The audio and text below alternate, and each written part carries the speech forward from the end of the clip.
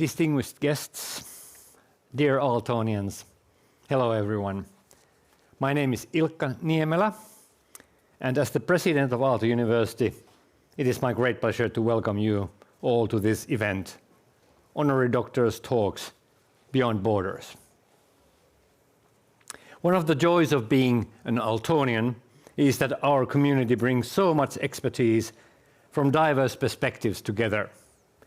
And this is certainly the case today. Today, we honor 7 individuals and their extraordinary contributions to their fields and beyond. Through cutting-edge research and helping establish Aalto University, the local innovation ecosystem, and the new ELLIS Institute Finland, our new honorary doctors in technology have made tremendous impact over the course of their careers. And while this week we formally welcome these individuals to our community as Aaltonians, let's remember that their ties to our university and our community run deep. Through close collaboration in research and education, visits in both directions, serving in various expert and advisory roles, and tireless support for Aalto, they are long-time friends. During the talks today, we will learn from world-class experts in areas ranging from low-carbon construction and green chemistry to neuroscience, power electronics, and artificial intelligence. We will hear from tireless advocates for research and higher education in Finland, as well as for the innovations we need to create and renew industries. If there's anything I've learned is that bringing people and disciplines together opens up huge opportunities. And that has only become more evident in the recent years. Reaching across boundaries means we're better equipped to solve the biggest challenges of our time. I hope these talks will inspire you with fresh perspectives and give you food for thought for your own research work or studies. Each talk will be followed by a brief question period. Perhaps the discussion started today might even lead one day to further collaboration. And remember, you can always continue chatting with your neighbor and others at the reception following the talks. Dear audience, welcome once again. Thank you.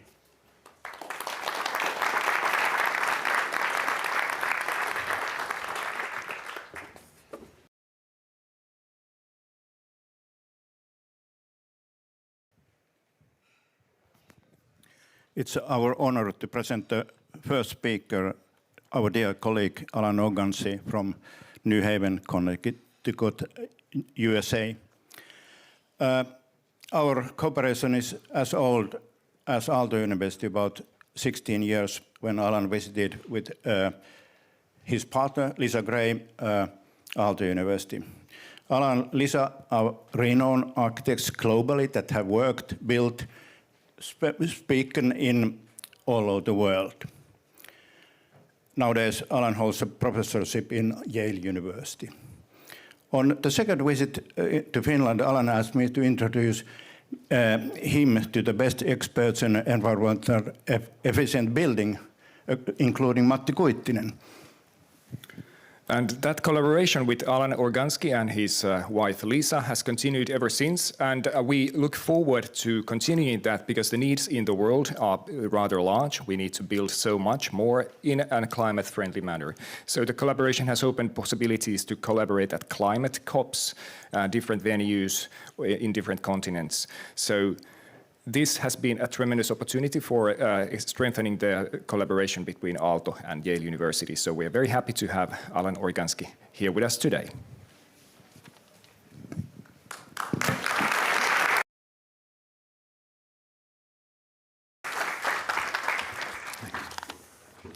Thank you, Professors Kuitunen and Heikkinen. Good afternoon, everyone, and thank you for this honor of allowing me to speak to you today. In an interview half a century ago, the great American product designer and architect Charles Eames noted essentially that the limits of problem solving are set by our failure to fully define problems. So today, as we hurtle toward all sorts of planetary boundaries, we might profitably ask, what are the boundaries of the built environment? Are they geologic, geographic, spatial, physical, political? Are they some economic construct? It's clear that if we're looking at them from a biological or atmospheric standpoint, that the boundaries of cities are porous and entirely unreliable. Consider Tokyo, for example, the world's largest megalopolis, home to nearly 40 million inhabitants, a dense and contiguous urban landscape that sprawls across 8,500 square kilometers. And my colleagues at the Yale Center for Industrial Ecology will tell you that it's also the largest stockpile of human-made material in the world, the products of our technosphere, and buildings and infrastructure are, of course, the largest and most durable consumer products we make. Their system of production, and more critically, the insidious web of environmental impact associated with the material formation and operations of cities like Tokyo, Lagos, Mexico City, Los Angeles, or any of the multitude of smaller cities that we'll build in the next 25 years and probably never know the names of, entail both relatively well quantified environmental impacts such as fossil energy consumption, carbon emissions, as well as less understood and poorly measured impacts like habitat and biodiversity loss. And they may even include way back in the building product supply chain, the socio-environmental impacts of human exploitation, child labor, slavery. We just don't have a good way to measure or manage that. And over the next 25 years, our species will construct the equivalent of a new Tokyo about every 2 months in order to meet the enormous building demand of buildings and infrastructure of nearly 2.5 billion new urban residents. And this will double the world's building stock in 25 years, tripling the land area that will blanket with this sort of urban mat,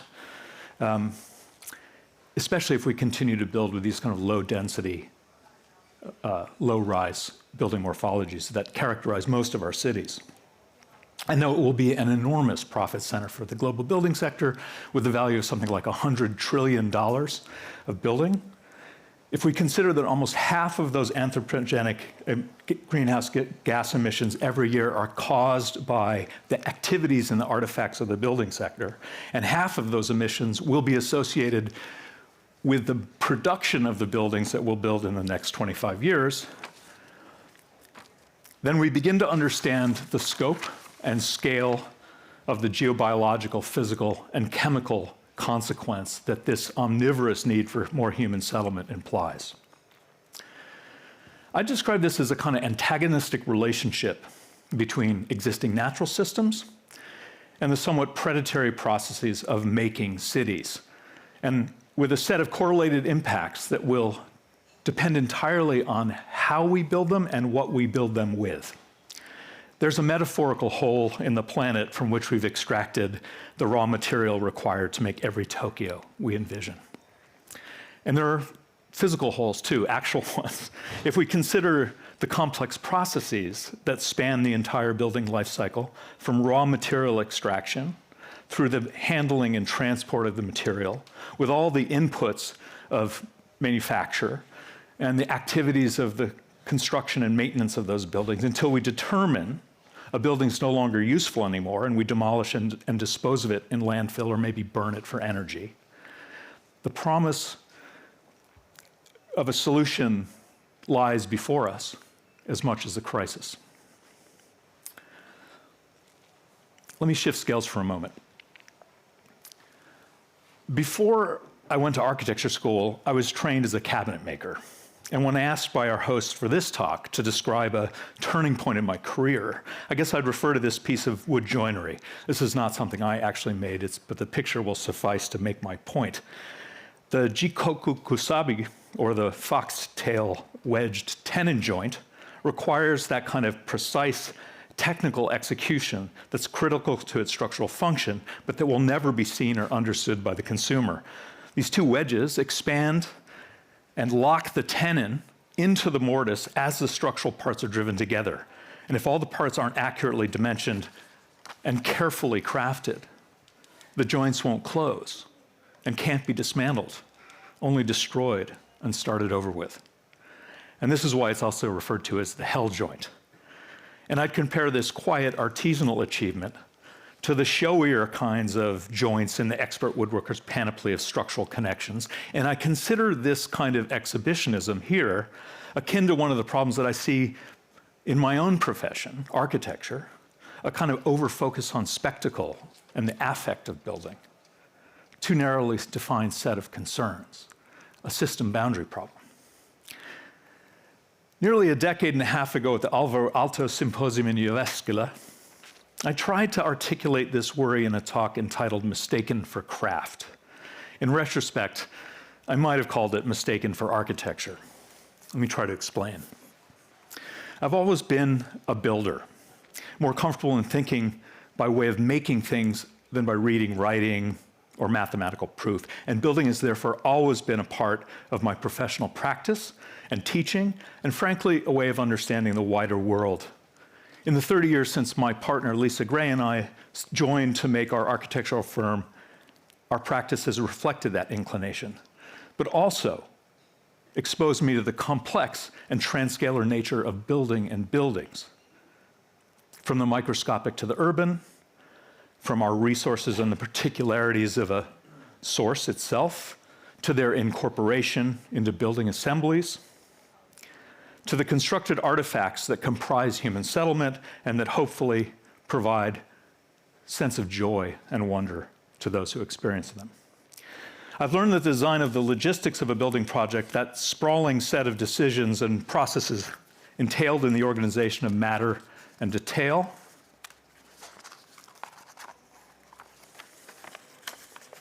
I knew this would be a problem. The sheer dimension of material and components, the necessary steps and associated challenges of technical execution are, as much as the form and character of the architectural object itself, essential to the ultimate experience of time and space that a building inhabits, though all of it will remain unseen by most in the final artifact we produce. And none of it, of course, really matters at all if we recall that enjoyment of a special place. I'm reminded over and over again that material is not only a product or a contractual specification in the conduct of our professional practice, but a set of special properties and vulnerabilities, both of which can drive design creativity to tell physical stories and spatial stories, and as well environmental stories, but material can also deliver human sensory experience that are immaterial and ephemeral, such as light or reflection. Through our work as architects and builders, we try our best to make any place better than when we first find it, a kind of architectural version of a Hippocratic oath, if you will. And the restoration of a place, a building, an ecosystem may start with the inventive reuse of the resources that already exist there. The tools of transformation be unexpectedly different. The results of employing even the most prosaic materials and the conventional means and methods can result in things and places that are surprising and wondrous. That everything about building is environmental, not just a set of arguably sustainable technologies that we specify or the checklist certifications that may commend our work. That environmental means a deep interconnectedness, as one of the students at this school told us might be, and that a comment like "this building smells good," as one of the students at the school told us, might be the highest form of architectural praise. And that a school that teaches environmentalism and should seek to shape not only the attitudes and communities engaged to create those environments, but to care also for the socioeconomic well-being and physical and mental health of those who make those places. And that if a 14-year-old high school student can learn to quantify environmental impact, so should seasoned professionals in order that they're better able to integrate their decision-making processes into a meaningful form of sustainable practice. I've tried to bring these lessons to my students, forging ideas and concepts in the design studio and classroom, and then bringing them into the workshop and out into the site to experience the heft and gravity of materials, the implications of true dimension, and the effect that time, temperature, weather, and the conditions of terrain and topography will have on their ability to execute any design they may have envisioned. That they, by better understanding the dynamics of a forest, for example, we might choose an unlikely set of materials that restore rather than deplete the sources from which they're drawn, using techniques that are novel or traditional to promote an ecologically regenerative built environment. But in focusing on the architecture of buildings, I fear I've distracted us from the larger point I wish to make, one that I believe I was scratching at in that talk at Jyväskylä, and it's this point, that it's not only the architecture of a given building that should occupy our design thinking, but rather the architecture of the system that produces building that will play such an outsized role in the survival of our planet. That life cycles of the materials we select and the industrial methods by which we process them and incorporate them into the technical assemblies we create in order to house humankind have secrets that must be told. That the orogeny of the planet's lithosphere, or the photosynthesis of its forests, function to produce materials with very different properties over radically different timescales. That we have conventionally celebrated as efficient and strong in buildings have allowed us to ignore attributes that may offer us potentially, if implemented carefully and sustainably, the key to a planetary solution. What if instead of initiating an enormous set of deleterious industrial processes with world-altering impacts, carbon emissions, biodiversity loss, waste generation, the sheer vastness of our built environment could become a kind of geotechnology, a catalyst of ecosystemic and atmospheric regeneration, a human-made carbon sink rather than a monstrous source, a convivial symbiosis between biosphere and technosphere, reversing what feels like, at this moment, an inexorable slide into a future which none of us would wish on our children or our children's children. That armed with a forest scientist's knowledge of the stem succession of forests, the cycles of growth and mortality of forest organisms, the dynamic and ever-changing character of forest habitats, and fortified by the assessments of impact by environmental scientists and industrial ecologists, and of technical opportunity by material scientists and industrial designers, we can coordinate our material assemblies and technical specifications to strengthen our forests while building necessary buildings and infrastructure and storing biogenic carbon in vast, vast urban reservoirs.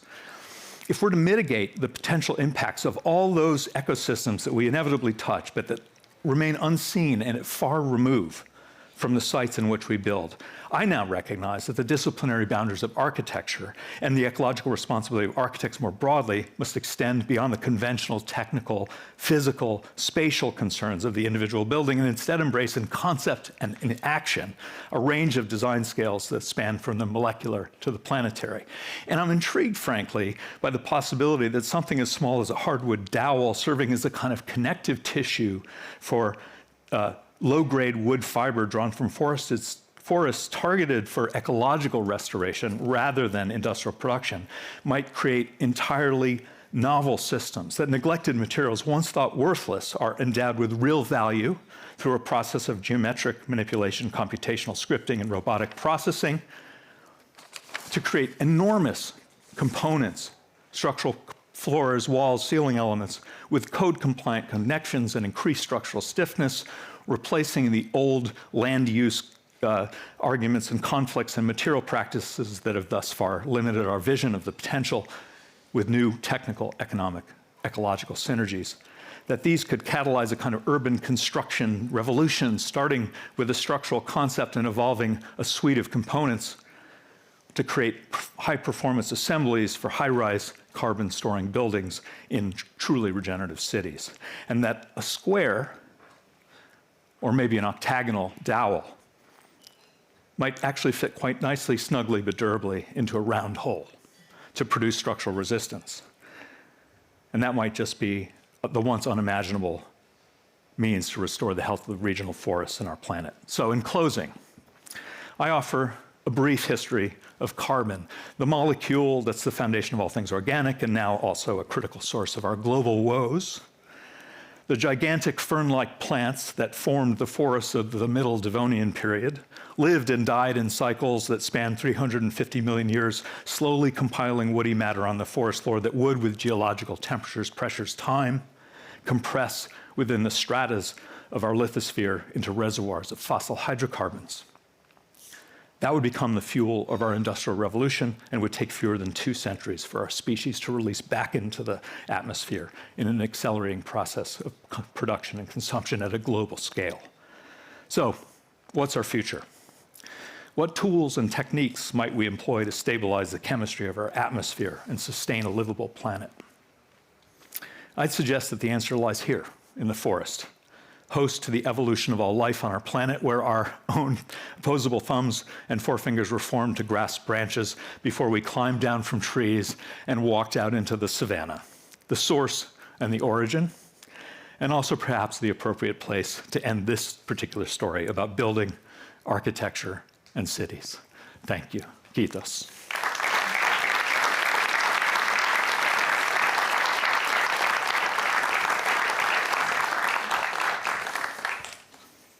Thank you, Alan, reminding us how complex system building is on environmental viewpoint, but as well in practice as a building process. Your lectures, presentations have always inspired me, but did it raise any ideas on the audience? We have time for a few questions. Microphone is there. The ones that know me and Matti could understand easily that why we have worked together that long with Alan. There's the microphone coming. So. Hello, and thank you for an inspiring presentation. Could you give us a perspective, what should Finland do in terms of building a more sustainable future from your perspective here? Well, I think Finland is already doing it. I think there's a transition to bio-based building economies, and obviously a lot of research at many of your partner institutions producing incredible transscalar innovations around these very materials. But I think that policy will always need to catch up with the scientific and practical experiences and gains that we make. And so I think there needs to be a consortium that is entirely interdisciplinary. This is the case in our country, especially and particularly difficult at this political moment in the USA. But I think a kind of deep, profound working set of sessions that exist between the makers, the scientists, the policymakers, the governors, the economists who would finance all of it are especially critical at this moment. And I think disciplinary boundaries can no longer actually serve us in any possible way. It seems that we are doing good, but we could do much better as well. Any more? I have heard that there has been quite good news from European Union for development of carbon-effective building. Matti will tell about that later in the afternoon. If there is no question, one more there.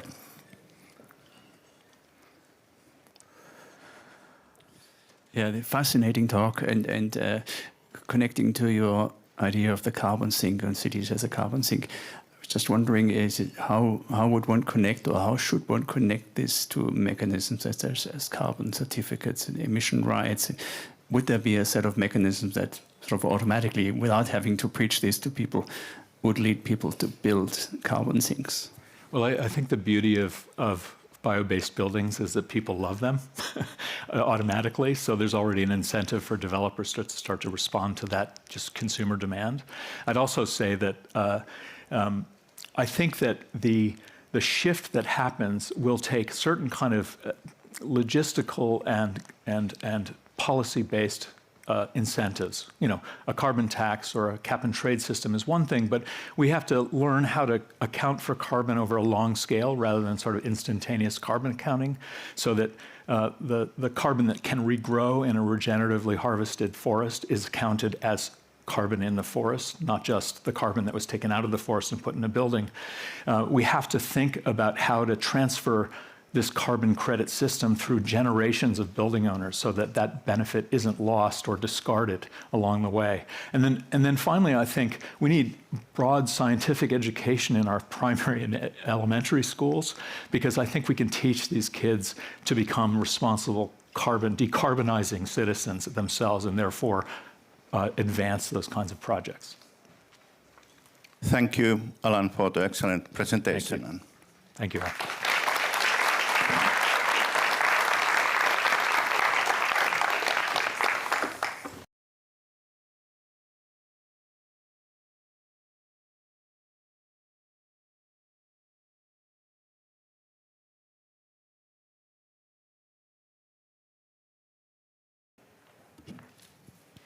Okay, good afternoon. I'm Kari Tammi, Dean for School of Engineering, and my pleasure is to present Mervi Heinaro. Mervi is a Deputy Mayor for Economic Development, Employment, Sports and Culture for City of Espoo. Her title is actually in Finnish elinvoimajohtaja. Elinvoima translates to vitality, vigor or energy, and I believe you soon understand why. Mervi holds a master degree from Åbo Academy, Master of Arts from East Anglia University, and then EMBA from Aalto. She has worked as a researcher and on the other hand as a startup entrepreneur. She has co-founded a startup on augmented audio technology. She has served for large companies and now for public sector. For a long time, Mervi has actively worked on Espoo's innovation ecosystem, particularly in Otaniemi and Keilaniemi areas.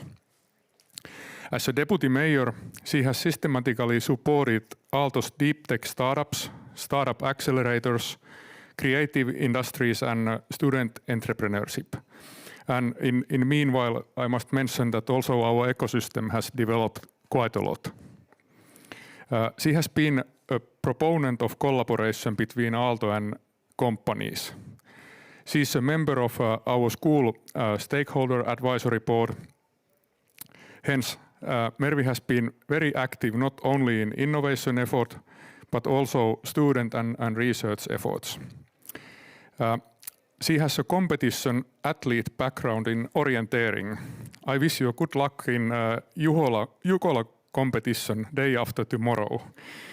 She loves moving in nature in her free time, but also very practical stuff such as house renovation and painting. I think we now understand the title elinvoimajohtaja. Welcome.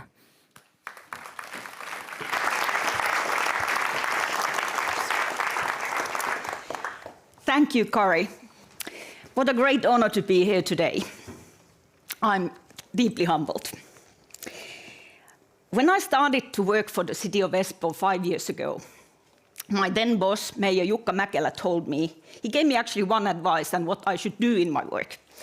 He told me, make sure that Aalto and VTT, I have to say that, survive and succeed and thrive. And I've tried to stick to that.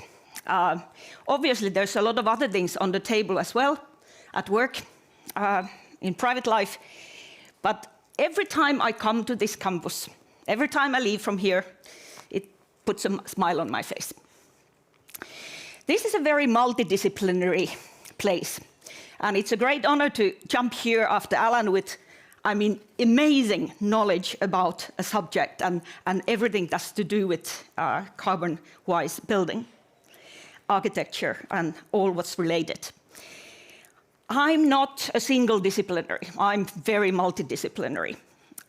If I look at my career, yes, orienteering has been always in my life, so going from point to point and trying to find the cleverest route to the next stop. But if I look at my career, and when I was asked, or when we were asked as honorary doctors to look at the turning points and what has been decisive in your career, my career has been a decathlon. And probably a decathlon where you also have some disciplines from the modern pentathlon and going beyond the borders. Coming from countryside, in our family, there was no academic background. Our teachers, or our parents, my brother is here also, moi Marko, they were village teachers. And yes, they had been trained to be teachers, but there was nobody in our families, on both sides, academic background. But somehow both my brother, me, we ended up doing quite a lot. As Kari told, actually my chronologically first degree is in arts, so Master of Arts. Then the second one, which I actually did the studies before from Aalborg Academy, is a Master of Science. And then a few years back, I was honored to do the MBA here at Aalto, so business. And I'm so happy about the hat tomorrow because that's technology. So everything that Aalto is about, science and art meeting technology and business. Let me run you through a little bit about the career. I've done, like Kari told, I've been an entrepreneur for 7 years in the startup world, the ups and downs in the innovation ecosystem from the first-hand side, pitching for money, pitching for the customers, trying to thrive and survive and grow. But I've also worked 22 years in different corporates, in different disciplines. If you can follow me, 10 years at McKinsey was a multitude of different businesses, working with every month with a different problem, different setup, different company, different industry. From there, I moved to brewing, and actually beyond borders, brewing in Russia and Eastern Europe. We had a brewing operation of 18 breweries in 11 different cities and all over the old Soviet Union. So I have lived and worked in Russia for quite some time, but also in Ukraine, Kazakhstan, and the Baltics. Moving from brewing to tractors, and selling tractors to Ukraine, to Russia, to Kazakhstan. From tractors, not a very expected move to be the head of elderly care in a private company. Then my husband said that tractors was quite a male business, so you couldn't find anything more female than nursing. No. After elderly care, I moved to pulp and paper, so tissue, chemical engineering, and after that, logically, founding a startup in audio technology. And then a very expected move to the public sector and become a civil servant. Not only have I changed sectors and industries, but in most of the companies where I worked, I've actually had a different professional role. So at McKinsey, I was starting as a business analyst and information specialist, working with the consulting teams. You know, they came with their problems. Please, tomorrow, I need to know all the market shares and how to sell forest machinery. And the next day, we had the answers. Finding out all the facts, digging into everything that was available, that was before the internet, and trying to find similar cases from other industries so that they could project what the future would be. But I also got there to work as a consultant. I got to work as an HR after kids.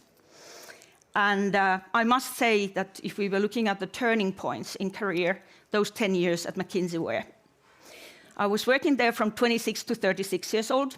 So the kind of forming years when your thinking, your problem solving, your ability to work with people develops. And although we worked a lot, and McKinsey was a demanding working place, it still was, in Finnish, lintukoto, a kind of safe space. Because if you did your best, if you did what was expected of you, and you took the feedback that you were given, you could develop quite safely. And I think one of the most turning points there was that it gave us ability to make sense out of complex situations. You based your analysis on facts. If you didn't have facts, you made projections, you made hypotheses, and you tried to prove them otherwise. And that somehow has formed how I look at the world. Trying to find patterns in complex situations, trying to find solutions from unexpected angles. So McKinsey also was a really great place for people development. Like I said, it was a safe place to develop, although there was the grow and go, or up or out also. But you were always given feedback and in the best interest of you, giving feedback that this is how you can develop further. And that was really, really rewarding. But it also was a place where work was very fun. And I must say that the best results are often, in any environment, reached in situations where you have great people around you, but also when you can have fun with the people. You spend a lot of time at work, so pick people that you enjoy working with. Moving from McKinsey, I joined a company, Baltic Beverages Holding, like I said, breweries all over Eastern Europe. And I was given a job as a corporate affairs director, so communications director and investor relations, marketing as well. Also involved in the strategy work there. And the one biggest learning at BBH was my then boss, Christian Ramschmidt, a great one. He said that it's not important that you know the most as a boss, but it's important to pick around you people who know more than you in every subject that you have to deal with. So collect people, create people and a group that you can trust. And collect people around you that know more than you know. And that has been a great advice. It's impossible to know everything. As a decathlonist of business or career, I'm not best in all the different disciplines, but there are always people that I know that this one knows more, and I can collect and gather that knowledge. Moving both McKinsey and BBH times, a lot of great stories from those times. But they were both advising, helping people, being behind the scenes, while the other ones were taking the responsibility of results. I then moved to Valtra and was asked to join a company where I didn't know anything about tractors. I had never been selling anything, but somehow using the problem-solving skills from McKinsey and the people skills from BBH and from McKinsey, it was a great, great time. I love tractors, I love machinery, and it was so much fun. However, as a mother of two, the 140 days a year traveling was not possible to do many years. Other things I've done, there's some great stories. I've also worked on a building site, so I was happy to see Alan's pictures from the building site. Actually, when I was 20 years old, I decided that the best way to learn a language is to work in that country. So me and my friend, we applied to a building company, UIT, and a week and a half later, we found ourselves on a building site in Moscow for the next 5.5 months. So appreciating the architecture and building work as well. But the 5 C's, I said, why can people move from a career or a business or sector to another one? I think one has to be that you have curiosity. You have to be able to learn, see the forest from the trees, and learn quickly. The second G is courage to say yes to opportunities, to be able to endure things that you don't know, that you can survive in insecurity. And the courage to be out of your comfort zone, so not being in your comfort zone, every time starting new, because then you can actually learn yourself, but you can also see things that people who have been very long in the same space don't see. But it also requires commitment, and commitment to the people, to the company, to your team. The one constant has always been the one C, the last C is the people. And I think in all of my career,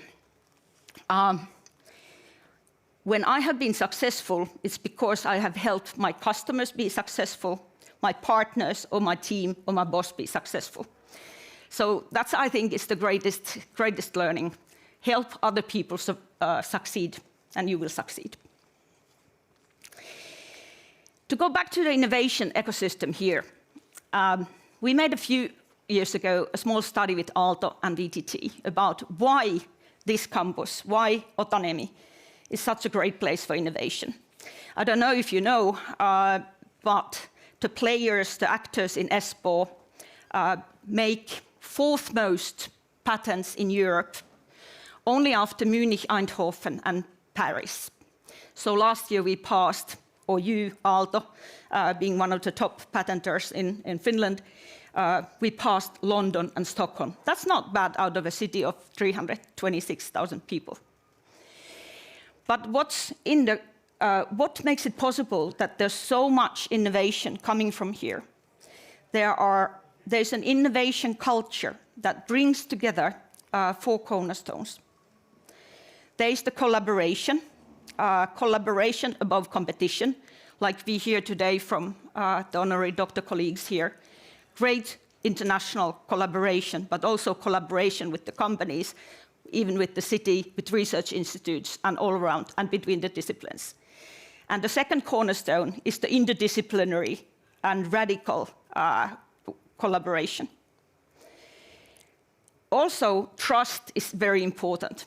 In order to do collaboration, you have to have trust, and you have to create the trust and be worth it. The fourth cornerstone is actually well-being and the humanity. We are doing all our best to create better conditions and solve the greatest problems in the world here on this campus. So creating the kind of innovation that the world needs. Thank you for my part. It's an honor to be here today. Questions? And if you're wondering what my card says, it says Merry Christmas.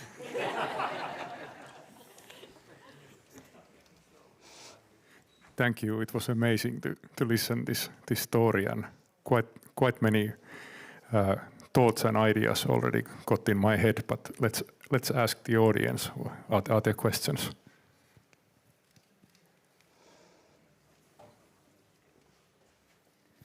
Thank you, Mervi. Amazing story.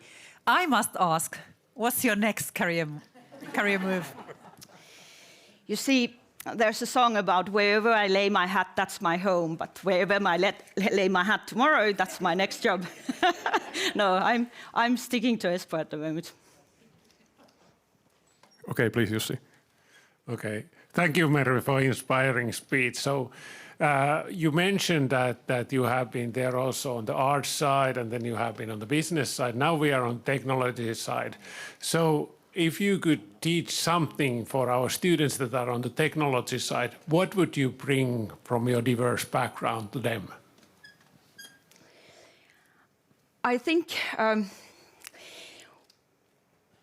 you have great examples at Aalto yourselves, like ChemArts, bringing together totally different points of view. You know, if you are trying to solve a really, really complex problem, you do need to have different disciplines and different points of view. It may not be that easy to work together, but it will bring you further. Okay, yeah, I didn't see... And also study quantum. I didn't see the third hand. Maybe meanwhile you are thinking, I'll ask my question, because our ecosystem has developed a lot. I have some reference points from student time and then working in VTT for a long time and then now in Aalto. And it's kind of like hard to see what to do next because there is already so much something. So what will be in your forecast our next jump?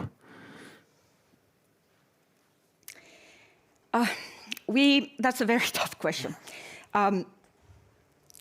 In Espoo, we have most youth and children than anywhere else in Finland.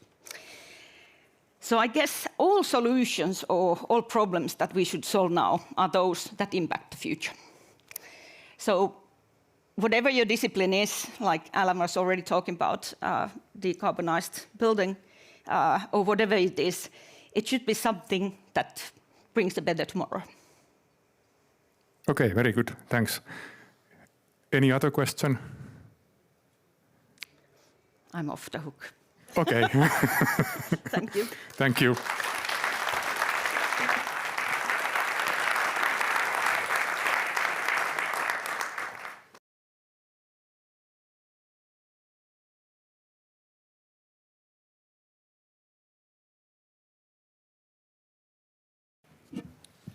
Good afternoon. My name is Eero Kontturi. I come from School of Chemical Engineering, and I'm here to introduce Thomas Rosenau, or Rosie, as he is known for the rest of the world, even to his wife and children, as I learned.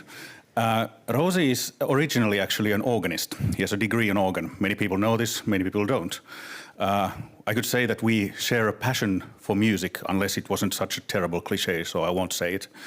But Rosie is a broadly educated individual, and he's actually one of the persons in the community, one of the few persons that I look up to as a role model. And this is because of the way he treats people, always with kindness and humor and respect. And I think this particular issue is something that we should value most in education in our modern society. So without further ado, I shall introduce now Professor Thomas Rosenau from BOKU University in Vienna. Thank you.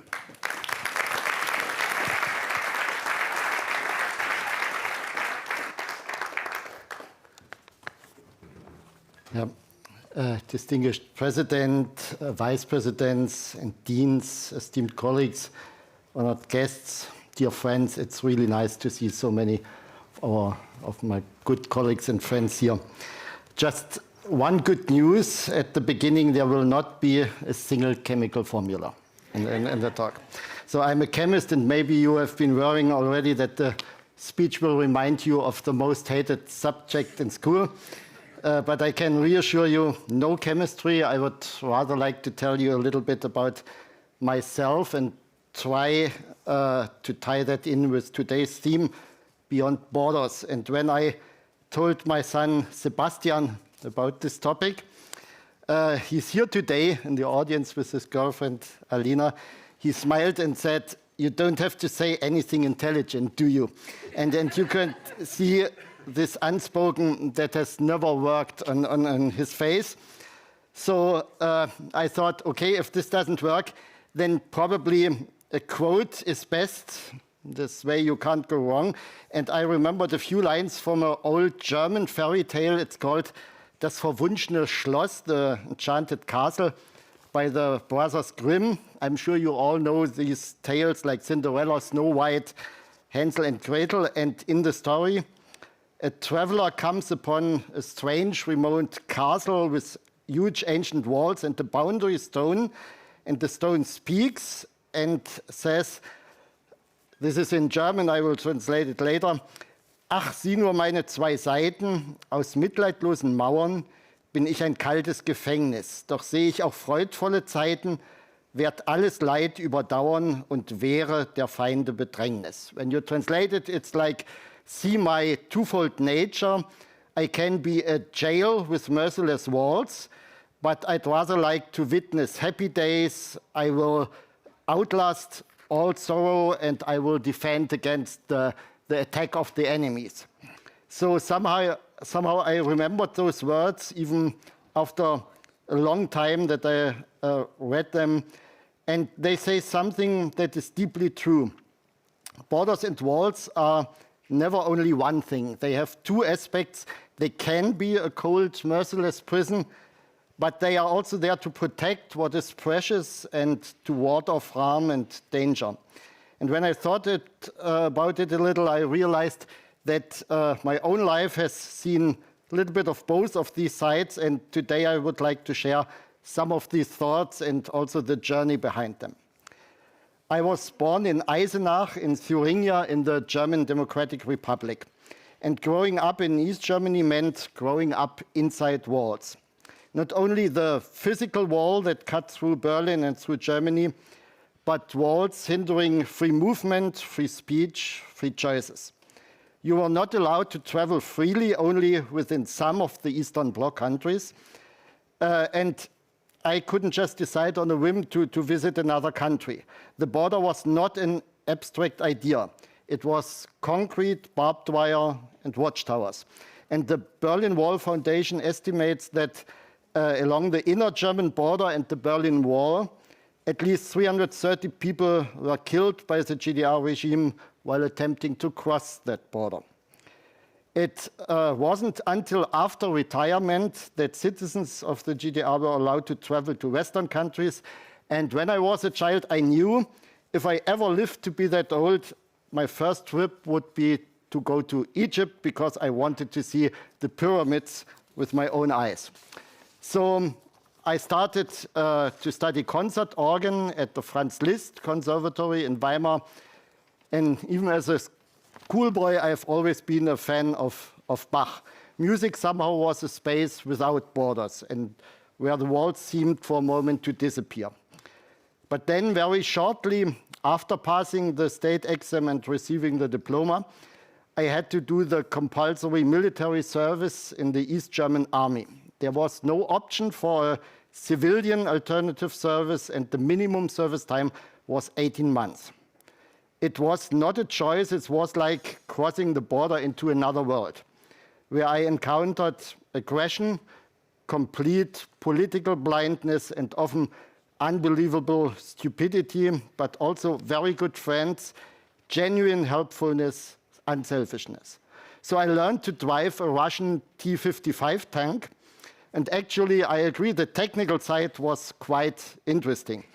And as a tank driver, you don't really need to know much about right-of-the-way rules or speed limits. You just go. And somehow this certain ease in the interpretation of traffic rules and the proclivity for pushing the speed limits has been transferred later and still lives on today in my wife's driving habits. So I know actually she's the safest driver I know.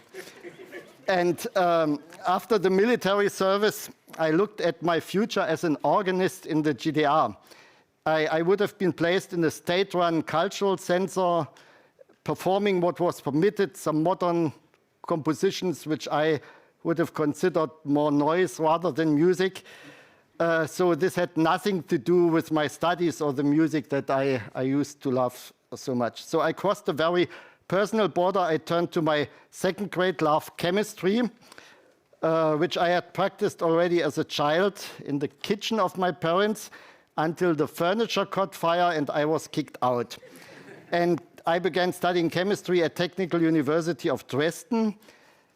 And this move from the world of Bach and organ stops to the world of molecules and reaction mechanisms was actually much less of a border crossing than I thought. I discovered that the two were not enemies at all, but were somehow astonishingly similar. Baroque music gives a sense for structure, for pattern, for logic and art at the same time, and chemistry does exactly the same. And then in 1989, the Berlin Wall came down. I remember standing there, feeling something I had never felt before. It was like wow, you're really experiencing history right now. Something happens that no one would have really thought possible. The border that had influenced my whole life until then simply ceased to exist overnight. And with it, for the first time, the horizon opened, and that moment did not just open the gate to the west and bring us bananas and chewing gum. It was something very personal. It was the starting point of a free life that later, right now, involves international cooperation, meeting colleagues and friends all around the world, things which are a matter of course for us all today. And yes, my first trip after the wall came down was to Egypt to see the pyramids. And soon after, my wife and I had the chance to do part of the doctoral work and the postdoc time at the Department of Pulp and Paper Science at North Carolina State University, which at that time was the leading school in chemistry of renewables in the US. There we met a man who would change our lives, Professor Joe Gratzel, a born Austrian who had emigrated to the United States. He was a luminary in pulping, bleaching, cellulose, and lignin chemistry, but when we think of him, we do not think first of his scientific achievements, we think of his absolute quiet humility and modesty, his selflessness, his humor. And he did not just teach us best chemistry, he opened his vast network of academic and industrial connections to us two young researchers who only a few years earlier had been standing behind the border, behind a seemingly impenetrable wall. He did not push us, he simply held a door open and walked us across this invisible border into the world of global science that we are all enjoying today. That path eventually led my wife and me to Austria. Another border crossed, and when we arrived in Austria in 1998, the country was a member of the EU, but the monetary union and the euro were still distant rumors. I still remember doing mental arithmetic at every grocery store, dividing by 7 or 14 to get from shillings to Deutschmarks or euro. And then came the EU monetary union, suddenly the same currency in the pocket in Vienna as it was in Helsinki or Turku or Brussels. And that quiet vanishing had a real effect. It allowed collaborations, friendships, networks to grow more naturally and at much greater speed across Europe than before. And today, some of my dearest colleagues and friends are scattered across this continent, and those relationships are a direct result of borders that were deliberately and peacefully dismantled. And in Austria, again, we found the mentor of rare depths, Professor Paul Kosma. As Joe Gratzel was, Paul is not only a brilliant scientist, leading figure in carbohydrate synthesis, but a person of profound modesty, social competence, emotional intelligence. He's also an excellent pianist. And together with his wife, he welcomed us not only into the laboratory, but into Austrian life, Austrian culture, into a sense of home. And he bridged a border that had not just to do with chemistry, but everything to do with belonging, with feeling at home. So far we have just looked at the borders that deserve to be removed and crossed, but now let's focus on a truth that this fairy tale from the beginning already knew. Not every border is a prison and deserves to fall. Some borders do not confine, they protect, and they need to be protected. What I mean is the border between truth and lie, between fact and fabrication, especially in science. Truth, especially scientific truth, is an absolute value, a border that must remain upright by all means. And in recent years, we all have watched that border be attacked from many directions.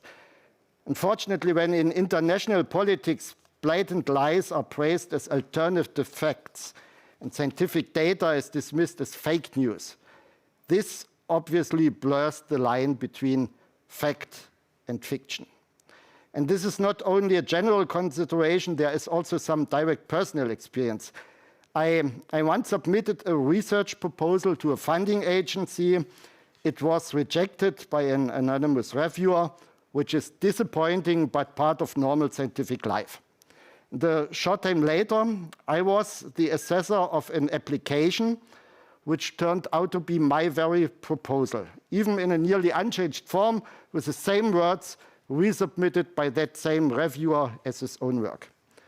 The border of trust had been quietly crossed, and it hurt, not because of the lost funding, but because it poisoned something we are all still taking for granted in science, namely fairness and truth. On another occasion, through cooperation partners in Africa, I came into direct contact with a paper mill. And I don't mean a factory producing paper, but a business faking scientific articles. Hundreds of scientific articles commissioned and produced for a fee, fabricated data, fake authors, ghost affiliations. It was industrial scale scientific fraud. So the border between genuine research and commercial forgery was not just crossed, it was being bulldozed to the ground. And it came closer. In my own research institute, we once discovered that a postdoctoral researcher had been fabricating data and attempting to publish falsified results. This was nothing far away and external. It was inside our safe space, inside the shielding walls of our lab. The protective barrier that every working scientist depends on, the commitment to verifiable truth, to solid data, this had been attacked from within. So these experiences taught me something essential. The walls we built around science, peer review, reproducibility, verifiable data, this stubborn insistence on facts, they are not there to make our life as scientists more difficult. They are there to protect us. They are walls designed to keep data fabrication, paper mills, scientific fraud, and lies from poisoning the well of human knowledge. And if those walls are weakened, we are all going to drink that poison. But I would like to close on a note that is positive and looks forward, not backward. Today, in the Institute of Chemistry of Renewable Resources and the Austrian Biorefinery Center Tulln, we try to assist with overcoming borders of another kind. The border between established usages of fossil-based products on one side and the future renewables-based bioeconomies. The border between what we call waste and what we call raw material. In a sustainable world, these borders must become invisible. Such work, in several parts also in cooperation with Aalto University, is a long-term effort, and I'm extremely proud to be part of it. So, dear friends, I'm grateful, deeply grateful to the honor that Aalto University has granted me. I thank the ceremonial conferment committee, my nominators, all colleagues and friends here at Aalto University who have always welcomed me with such warmth.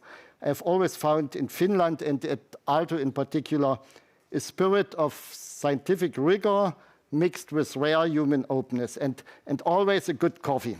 And I really feel at home here. And finally, most importantly, I would like to thank my family.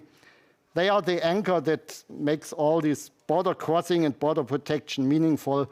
Without them, every journey and effort would be empty and pointless.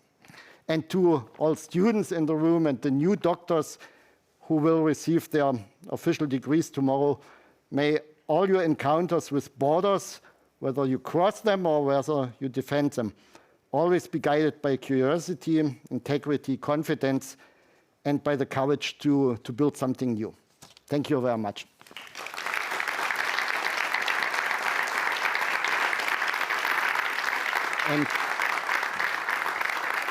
And of course, I will be happy if there are no questions. So anyone dare to make a question? Please, Petri. I must. Thank you very much for the, I would say, deeply moving speech and insights into the very important notion of border or borders. As an educator, or for us educators, what would you say is the sort of your key lesson how should we approach borders with our students? What is your sort of key principle you would like to share? I would like to say the first step would be to figure out, is it a border that deserves to stay or that should be removed or overcome? If it's a border that limits people from the free development, from innovation, from speaking freely, acting freely, then it's a negative border. If it's about scientific work, scientific truth, collaboration, and if this border protects this, then we should keep it. And I think today in politics, in the internet, we all see that this line between truth and invented facts or lies, this becomes more and more blurred and insecure.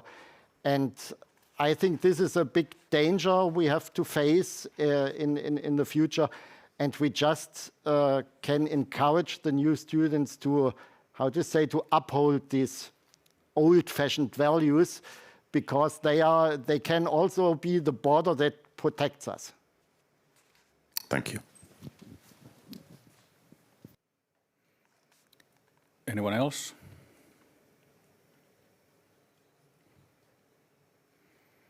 How safe, Rosie, are we in Europe from, for example, fraudulence in science? We tend to think that this is a safe space compared with developing countries, or on the other side, the voracious competition that we tend to think takes place in the US or China. Yeah. Actually, I cannot say. I can just say I hope that we are still safer and that we can somehow export the safety to other regions. But I'm not sure if this is wishful thinking or if this will become true. So I don't know. Yeah, hopeful in any case. Yeah. Janne, please. Yes, thank you very much. I have you know that in Finland we have quite, and also I think in Europe, generally speaking, this bioproduct economy is one can say, a little bit in challenges because there are very big things like AI, quantum, a lot of big things happening, and how we ensure that we get also very positive, let's say, things more and more to this, let's say, bioeconomy area, because it's, of course, sustainability agenda is very, very important in Europe. But with your, in a way, experience, if you compare Finland and, for example, Austria, so what should we do here in Finland better than we have been doing recent years? I think Finland has, within Europe and also internationally, a leading role with regard to, let's say, bioeconomy, using renewable resources and so on. Finland was one of the first countries to issue a national bioeconomy strategy. In Austria, they don't have one until today. I think everyone, also people advocating fossil fuels and oil and coal, everyone actually knows deep inside that the future is renewable resources and bioeconomy.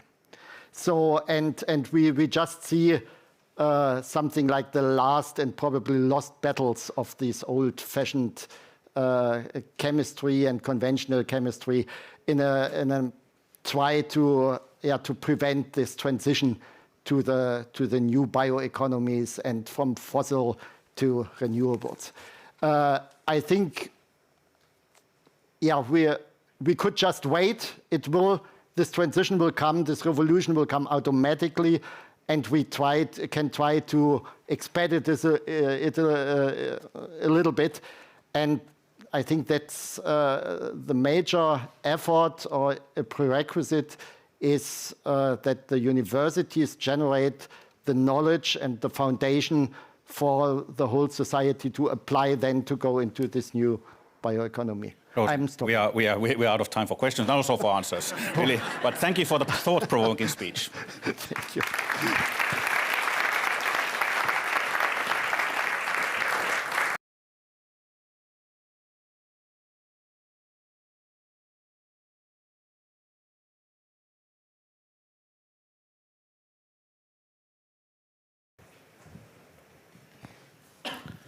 Good afternoon. My name is Jorma Kyyrä. I'm professor in power electronics here at Aalto, and it is a great honor for me to introduce my long-time colleague Frede Blaabjerg from Aalborg University. So I haven't checked the latest status of world university names, but if you are having world universities in alphabetic order, Aalborg is always first, and then Aalto University is the second. So most likely we should have considered the family name an Alvar, so we should have perhaps had the third A in the name somehow. It was, I think, 1998. We were organizing here in Otaniemi the first Nordic symposium or workshop on power and industrial electronics. And it might be the first occasions that we met each other. We both had actually defended our doctoral degrees 3 years earlier, so we were quite young then also academically, and of course also with the physical age, a bit younger than today. And then since that workshop was circulating through different Nordic universities, and also it was held in Aalborg. Exact year I can't anymore remember. But since that, Frede has been in several PhD degree pre-examiner opponent. Professor Marko Hinkkanen, for example, many of you are knowing, it was 2004, Frede was the opponent for Marko's doctoral thesis. Also, we have, of course, several professor recruitments, not on, in the broad area of electrical and energy technology, so Frede has been also a review on those during the years. And currently there is the Research Council of Finland or Suomen Akatemia. There are these centers of excellences, and there's one center of excellence in high-speed electric machines, and he is now the scientific advisory board for that committee. When thinking about power electronics, today morning Frede gave a talk about wind power and the role of power electronics there. There were 50-60 people in the audience, and at the beginning I asked how many had cited papers that Frede is co-author, and there were perhaps 10-15 hands raising up.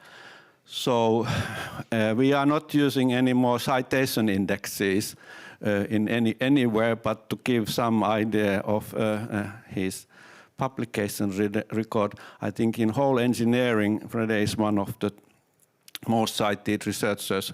He's depending on the database, the age index is 220 or 230, which is quite unique. Frede has also been the president of Power Electronics Society of IEEE, which is the biggest electrical engineering publisher. So also in that respect, actually the whole Power Electronics Society worldwide is knowing his work. But in addition to that, you have somehow had energy and time nationally in Denmark. So Frede has for years been heading different kind of science policy committees nationally in Denmark, advising the Danish government, for example, on actions. And also you have visited Finland on this capacity, getting familiar with the Finnish innovation system. So it will be very interesting to hear how you have been crossing borders other than physically flying from country to another.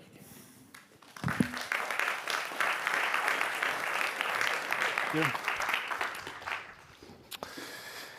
Okay, thank you very much for the introduction, and also I'm very, very grateful for Aalto University nominate me as honorary doctor.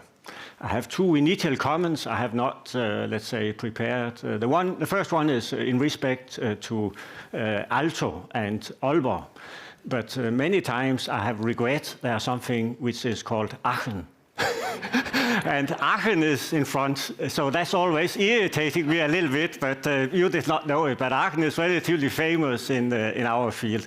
So that's one thing. A second thing, in terms of what Finland should continue to do, is to still be the happiest people in the world.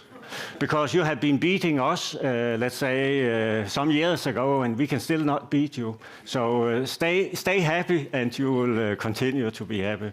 Okay, that's just, let's say, from a little bit funny side. Okay, so honorary doctor talks beyond borders, and we were asked, let's say, somehow to go beyond borders. Now I'm an engineer, and it's hard, let's say, to go beyond borders except looking at, let's say, just looking at our engineering field. So it was a little bit tough for me to prepare this, but now I come with something which is beyond our borders, seen from my side, and then you can think, this is too easy gone, but we can talk about this afterwards. Okay, I have 3 things I will be sure to share with you. The first one is about my university, because my university, where I have been, let's say, almost the whole life, I have, let's say, created my thinking, created my life, created my network, and it is, let's say, also very much my life. And Aalborg University is a little bit north of Aarhus University. I have illustrated that here. And Aalborg University, at that time it was created 50 years ago, was with the goal that Aalborg University should create prosperity, create jobs in the region, which is red here.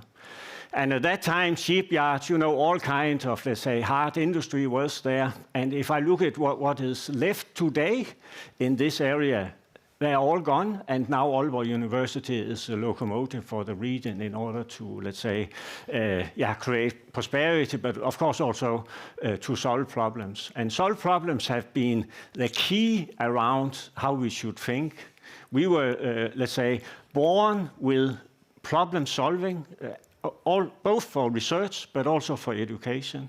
So our educational program is based on that our students, they work in teams, and in the teams, every semester, they'll do a project which is based on a problem, and then they have to solve it.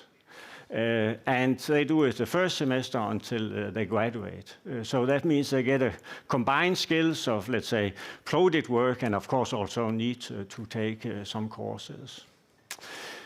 One of the things which characterize us now is that we are mission-oriented, as we should try to solve bigger problems. I think it's a little bit challenge for us really to do this across, let's say, the disciplines. But one of the things which have been happening, and that's the photo you can see there, is we should also have focus on innovation, which have been mentioned here. And we have a complete innovation house for startups, which has been recently built.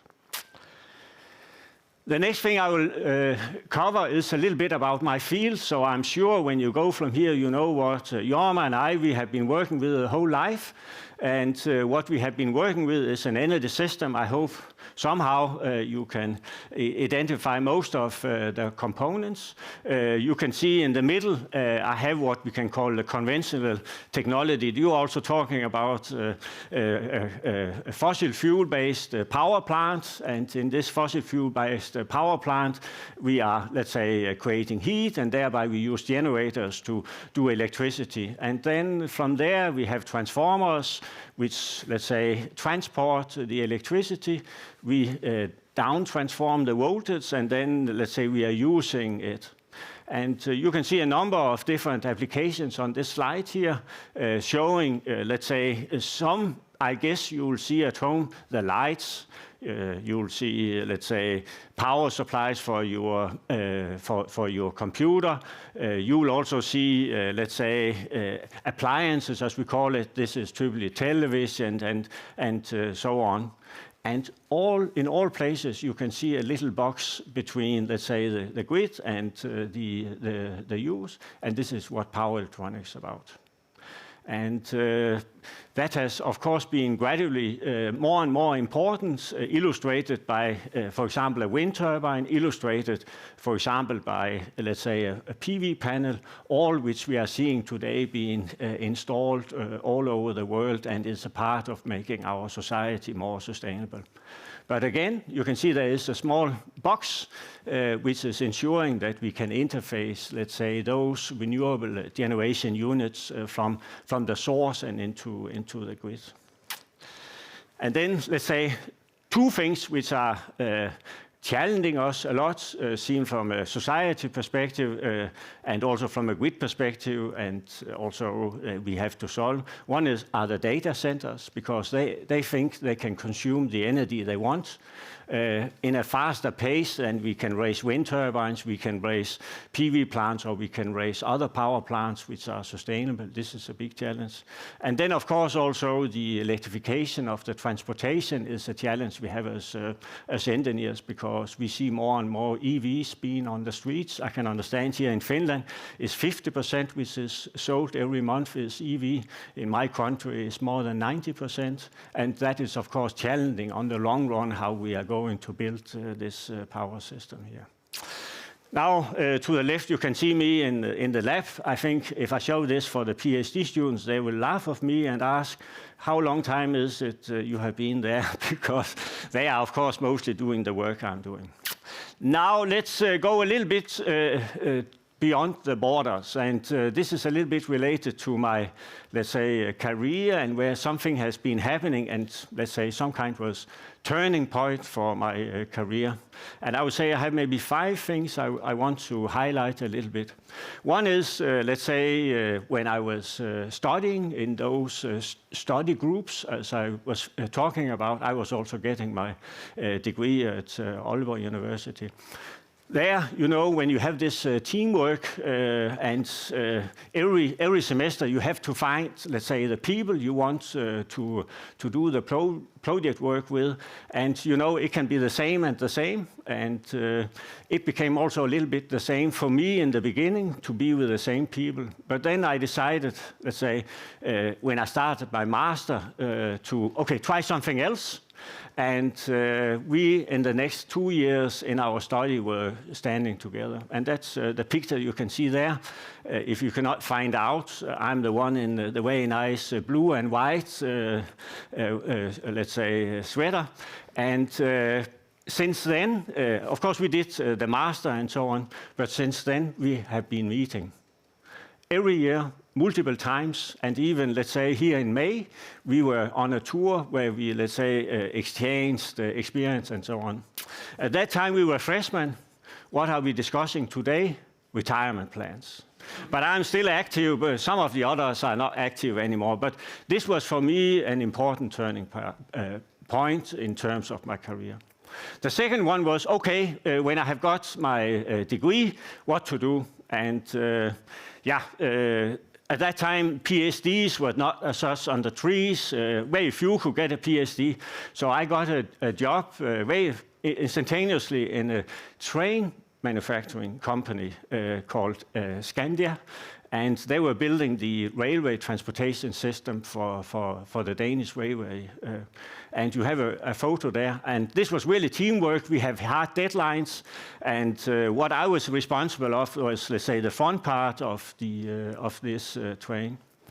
But I had two troubles. One was, for me, it became a little bit boring, not being at the state of the art. This was just to ensure we were able to do it. And the second was that I was a little bit challenged in terms of how much I should travel, so I wanted to spend my time a little bit differently. And that led me to a decision, thanks to that the university decided that they could give me, let's say, a PhD grant, and then I went back. So this was for me a decisive thing. However, this one here, if you come to Denmark, and this one here was built, let's say, 88 or something like that, 89. They are still on the railway system, same type. So I can still enjoy the technology we were developing, even though we should have been changed that 15 years ago. So that was a very, very big technology. Now, into the university, of course, you do a career, get a PhD, and all these things. We got our PhD. I have to, let's say, highlight a few turning points thanks to this person you have on the top. I'm not sure anybody of you have met him, but it was the dean and also the rector of my university. Extremely dynamic and many good ideas, and he also had good ideas to me what to do. But two things he at least did, which somehow was turning point for what we did at my university. One was that he killed our study. As he turned down our study and said we should not have any more power electronics at the master level. That was not a good decision in our opinion, and let's say some of the arguments, not enough students, and we could not, let's say, do the management and different things in the organization we had that one. That motivated us to, let's say, go to industry because, as you can see, the field we are working with was very, very important. And what turned out of that was that one Danish company decided this is not good for us. This was Danfoss at that time. And we were able to set up what we call a professor program where we got PhDs, and we also had a lot of foreign professors visiting us. And that was the turning point for us in terms of the field we are working in, that we got a huge amount of people coming into our labs and working with us. And one of the outcome was also that we wrote the first book in control of power electronics, which was really, let's say, defining in our field in terms of control of that. The second thing he did was that he promoted me as Dean for Engineering, Science and Medicine. And I think I was not fully 40 or a little bit more than 40, and I got the responsibility of 60% of the university budget. And I did not have any leadership really at all, except of course being a good researcher and so on. And this I took for 4 or 5 years, and then I decided, okay, I have to do a turning point again and jump back to the research. But what that gave to me, this experience to manage this, let's say, big team of many dimensions, have given me since then a very, very, very strong, let's say, competence, but also I was quite sure that what I'm doing in the future would be successful.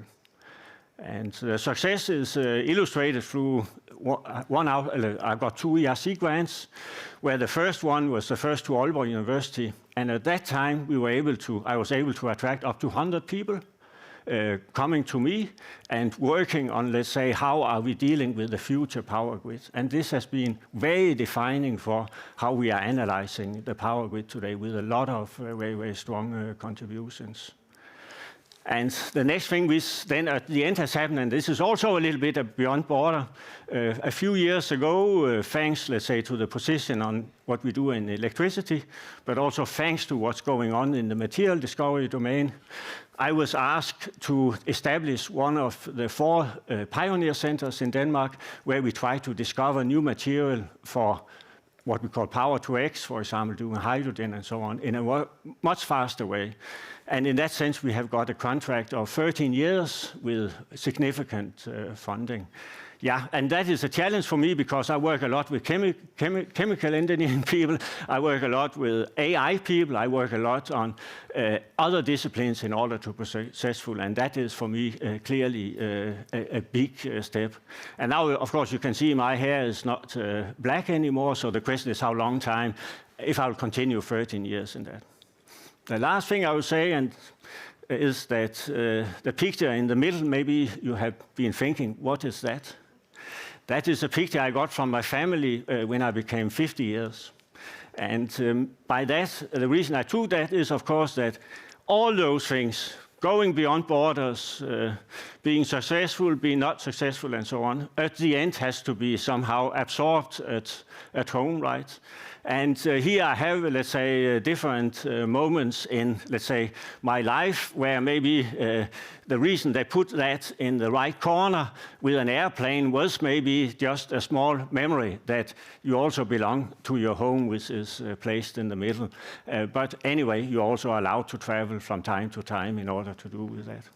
So with that, I hope you got a little insight in what I call beyond border. For me, it was beyond border. Thank you.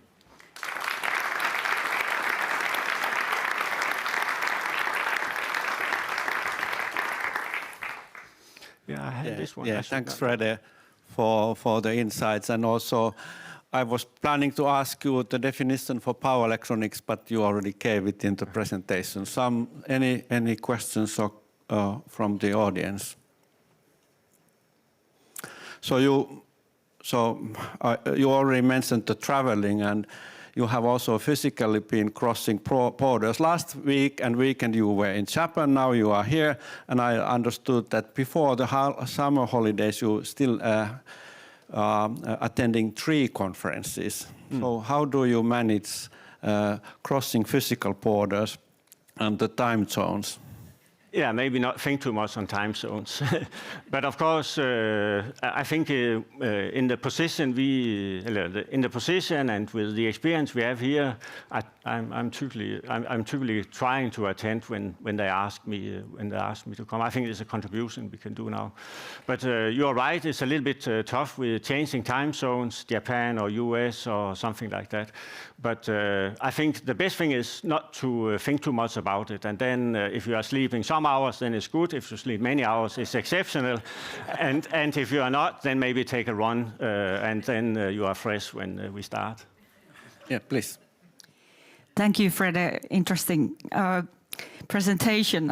And power electronics is one of my first real jobs. I worked for Fiskars Power Electronics company long time ago, selling UPS. Yes. But my question is on data centers that you've referred to. How would you do it cleverly? We do need the data centers for all the digitalization that goes forward. But yes, you said that, yes, they take up a lot of energy. Yeah. How would you do it cleverly? Well, for the moment, I see, let's say, a kind of race globally to get as much computational power as fast as possible in order not to miss it, if we can say so. And my thinking is that the data centers should be introduced in what we have of supply today with care. Because if we just prioritize them first, let's say the rest in this ecosystem of the power system will suffer because they cannot get the electricity. And if the data centers then need more power, in my opinion, and for here the capitalist is deciding, right? Let's say if we need data centers, we build it, and then the cost is what it costs. And then let's say the people who need it, they should let's say provide us as more sustainable power supply as possible, but they should also provide the power supply one way or the other. So the society is not, let's say, becoming too much influenced, let's say, by those big data centers. As I can understand, you have a load of, 9 gigawatt here? And I see the biggest data center being built now is 4 gigawatt. So that means if you should manage 4 gigawatt supply, this would not be possible for you here in Finland, and they have to build, I think, they should find the power supply themselves one way or the other. So, thank you, Frede. Oh, you're welcome. We will now have a short technical break. We will continue 2:55. There is a people on YouTube link, so that's the main reason. So roughly 10 plus minutes break, and then we will continue. No, I forgot.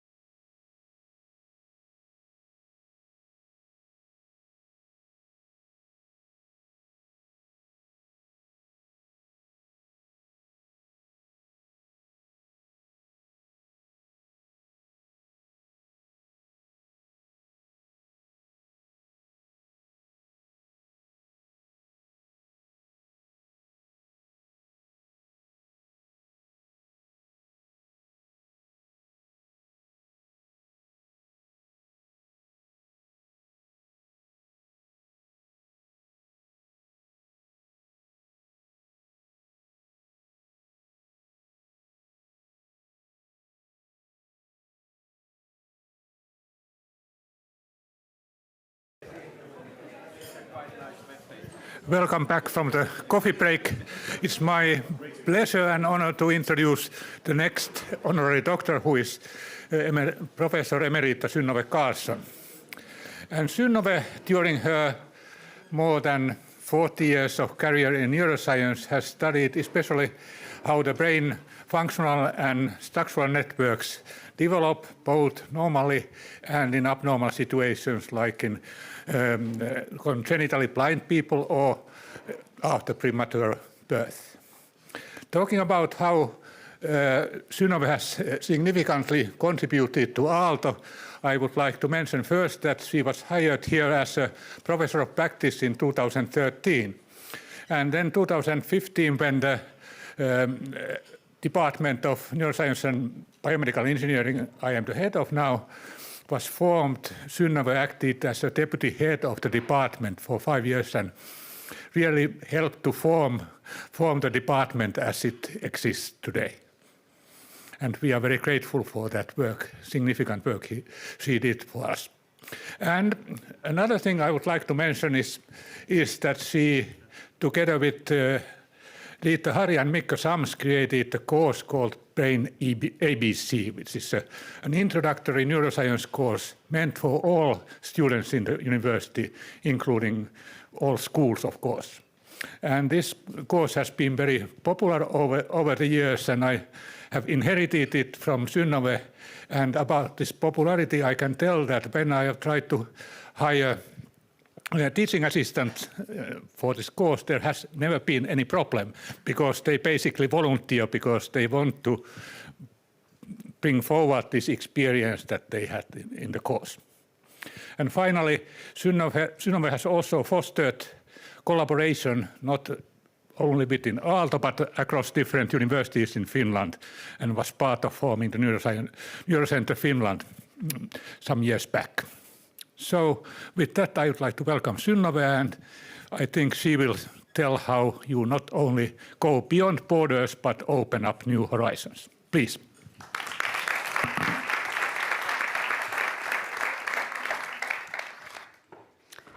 Thank you for the introduction, and honored president and dear audience.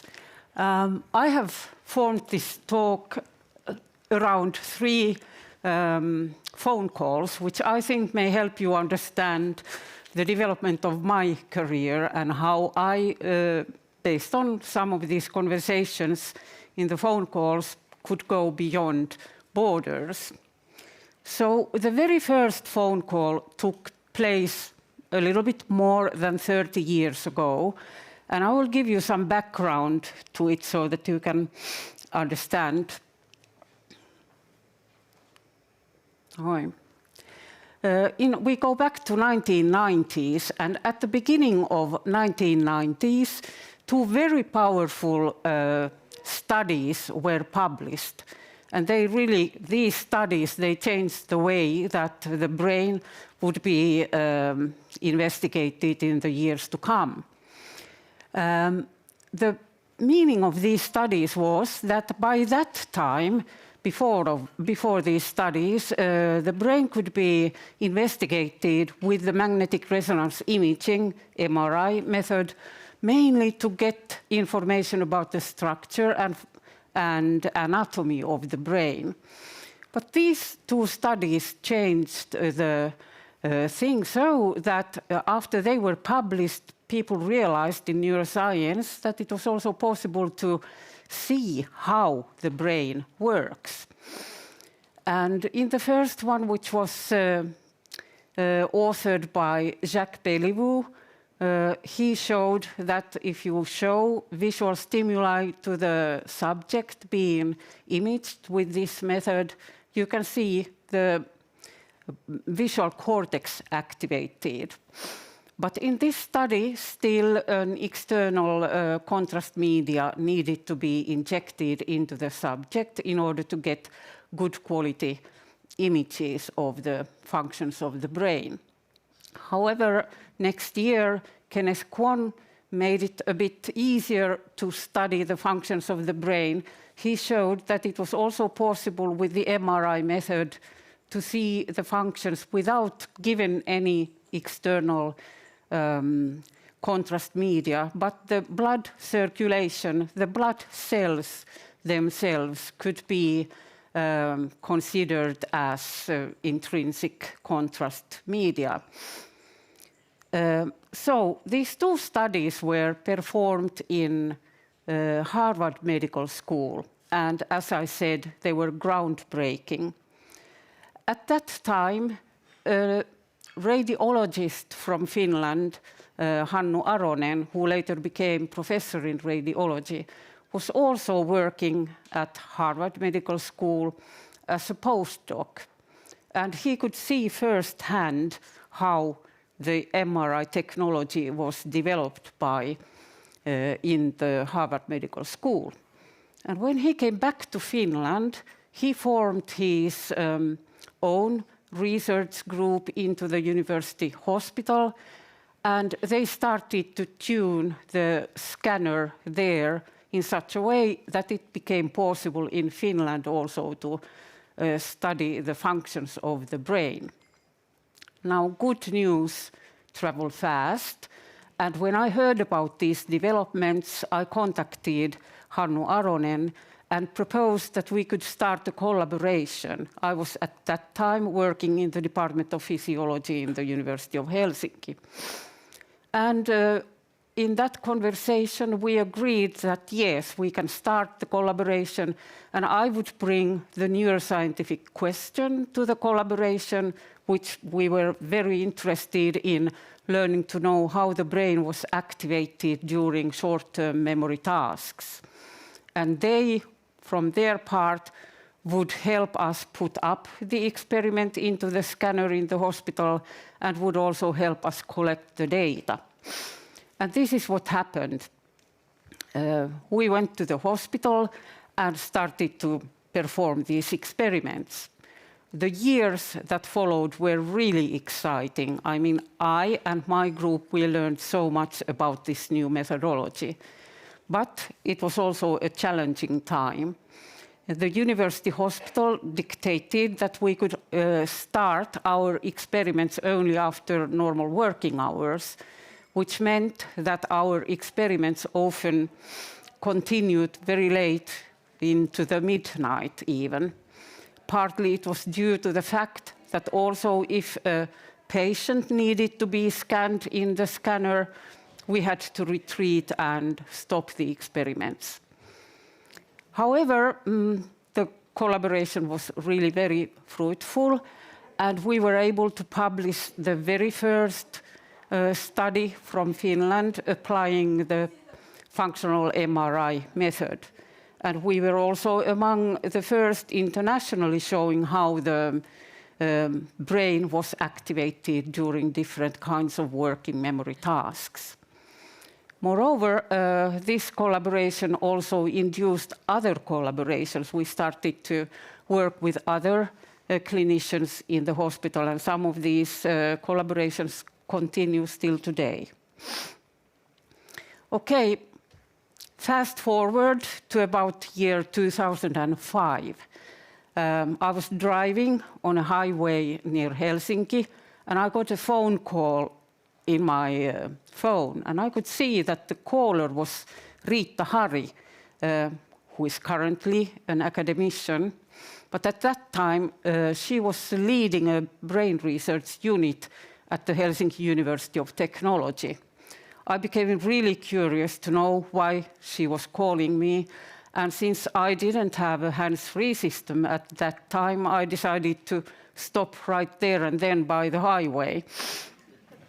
And so I did.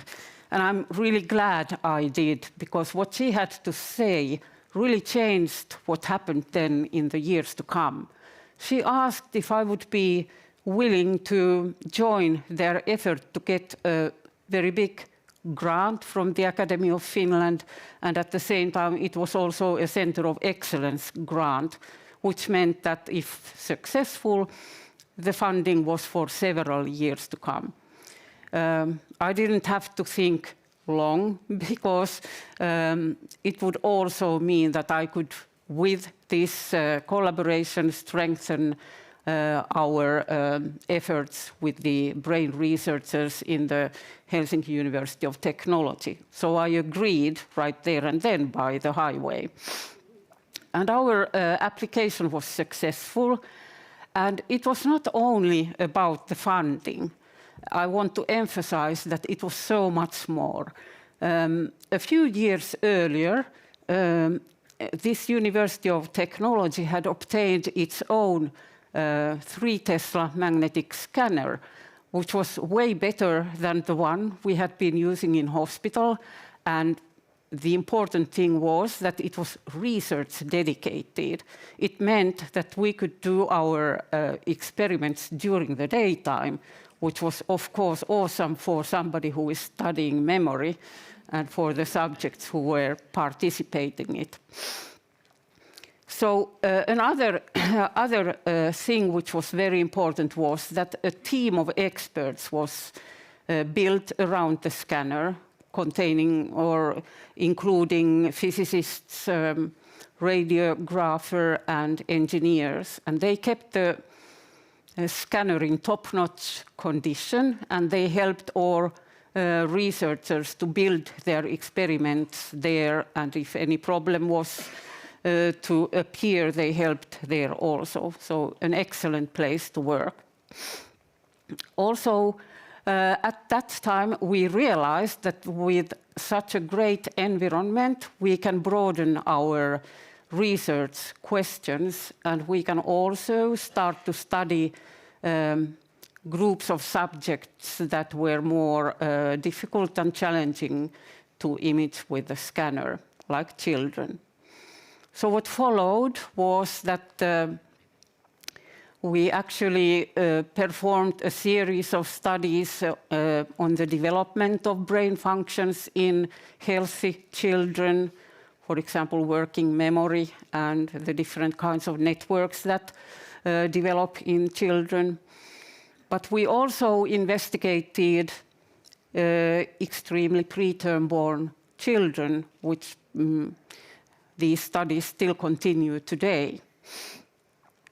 Our collaboration with the university also enabled us to apply other important brain research methods, like, for example, transcranial magnetic stimulation, which was then and still is very heavily developed in the university by Professor Risto Ilmoniemen's group. And we also performed many studies on brain plasticity, investigating how congenital and early blindness might affect the development of functions in the brain.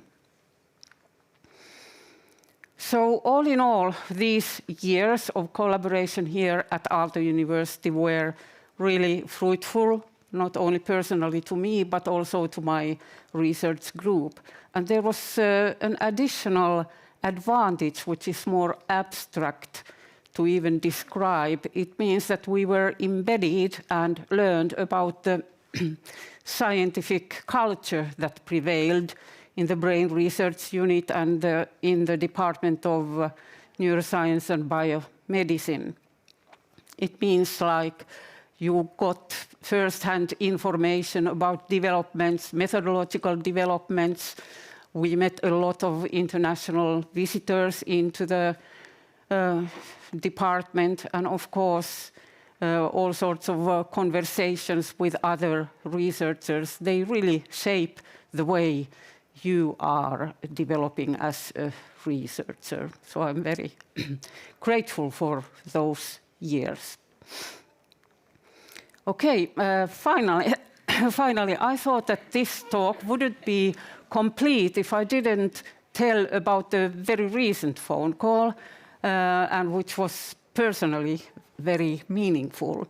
It happened last fall, 2025, last fall.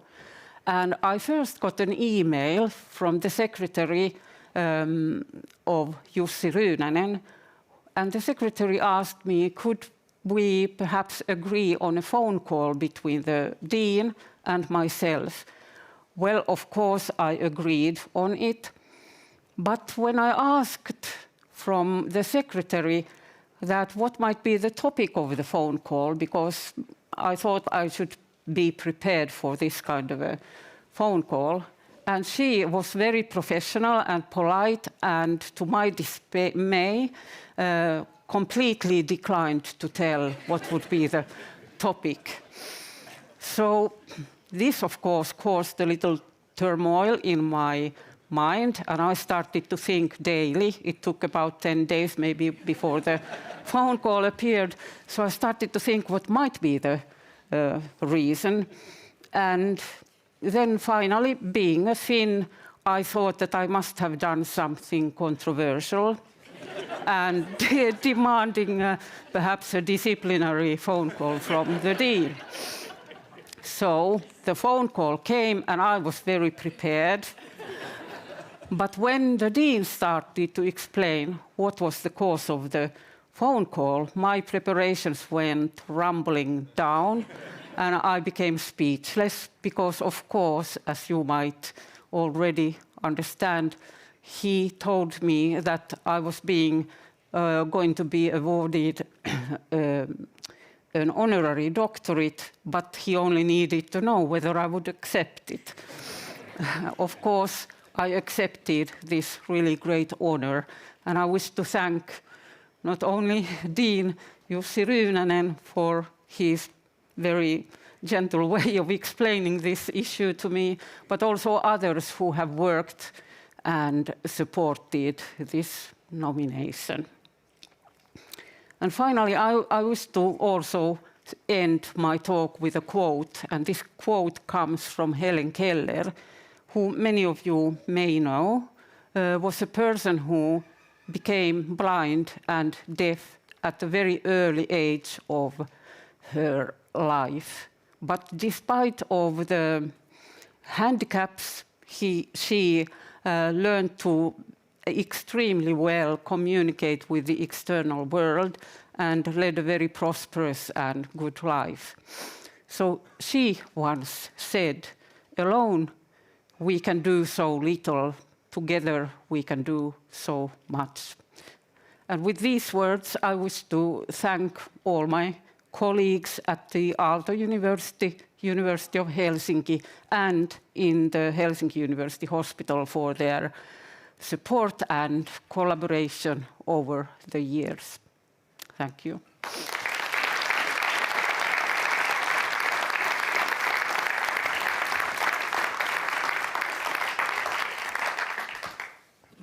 Thank you, Synnöve, for this exciting story of 3 important phone calls. So, time for questions. Are there questions from the audience?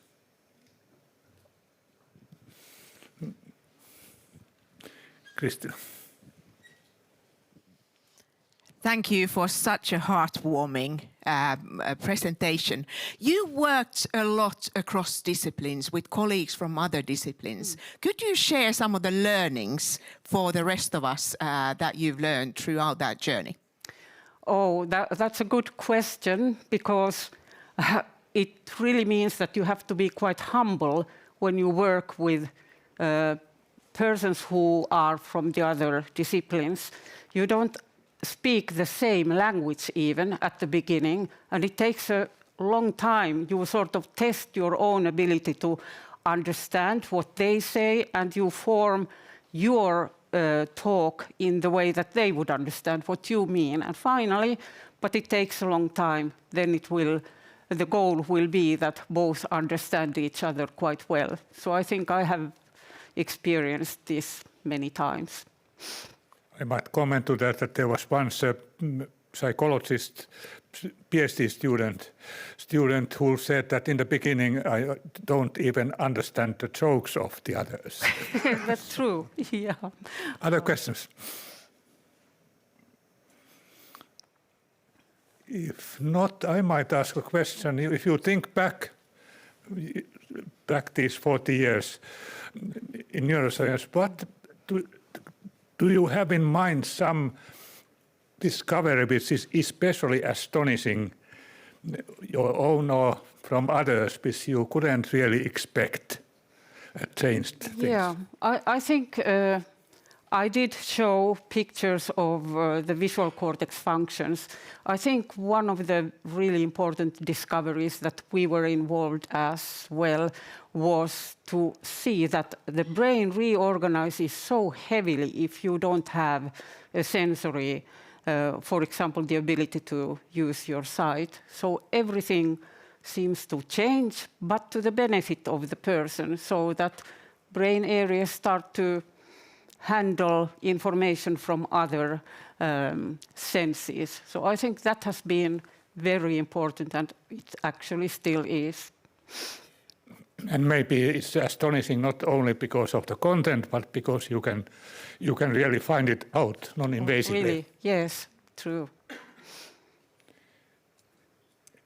Any other questions? Jussi.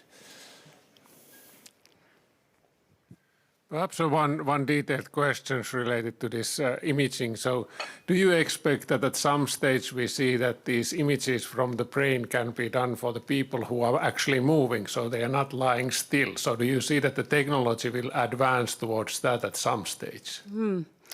If we are talking about this magnetic resonance imaging method, so I have difficulties to believe that that could happen, but on the other hand, so many things have happened that perhaps the ones who developed the technology could somehow come to that point too. But it's easier to use other methodologies like the EEG, for example, if you want to have the subject moving around. I mean, you can move in the scanner to some extent, but not around.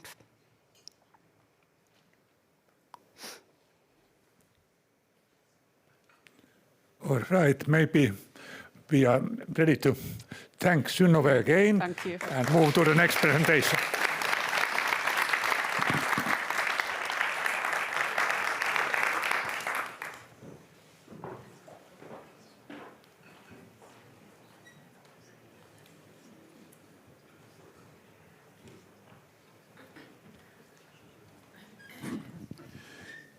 Good afternoon. I am Sami Kaski from the School of Science, but contributing to all of the faculties or schools in Aalto University through an institute that we established, coordinated by Aalto University last year.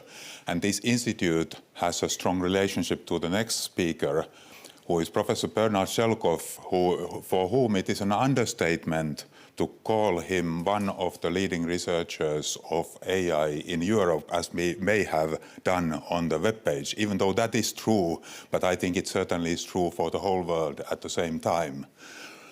So Bernhard has made several fundamental contributions to machine learning, which is the technology driving AI. Most recently in causality, which of course has direct implications for science in general. He has also been active in AI for science in other forms, including in astronomy. He gave a scientific talk earlier in this week where he explained many details of these. Now he has established an ELLIS Institute Tübingen, which is the first ELLIS Institute, and he's also a director of a Max Planck Institute. Now, he has been maybe the most direct contribution he has made to the Aalto, Finland and Europe in general is by setting up the ELLIS network and society. He has been one of the founders. He seems to humbly be saying that, yeah, one founder, but I think if we mention one, it certainly would be Bernhard. Now, we have been able to set up the second ELLIS Institute in over 40 ELLIS sites. I'm very curious on hearing what Bernhard has to say to us today.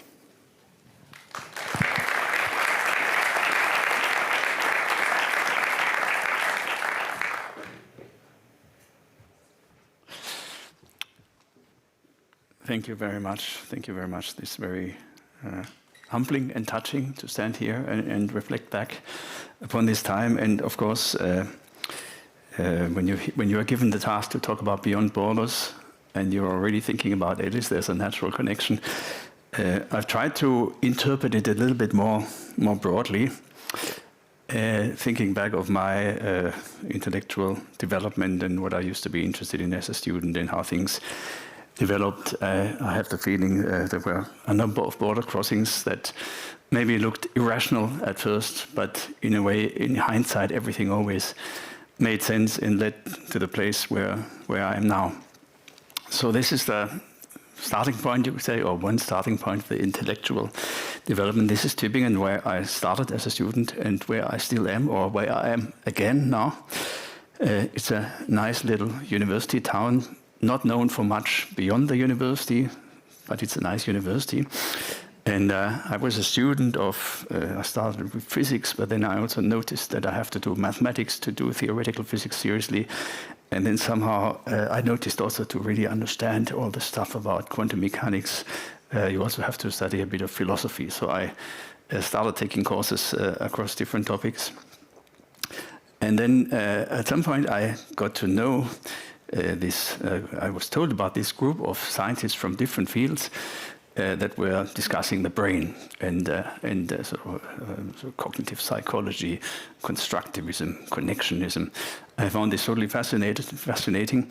And of all places, their home was the Department of Practical Theology.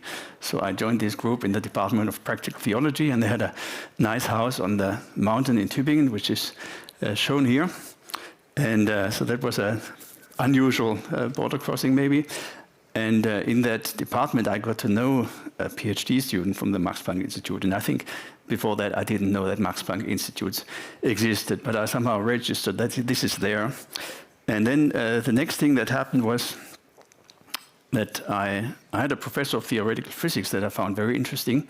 And one day he was doing sort of theoretical astrophysics and general relativity.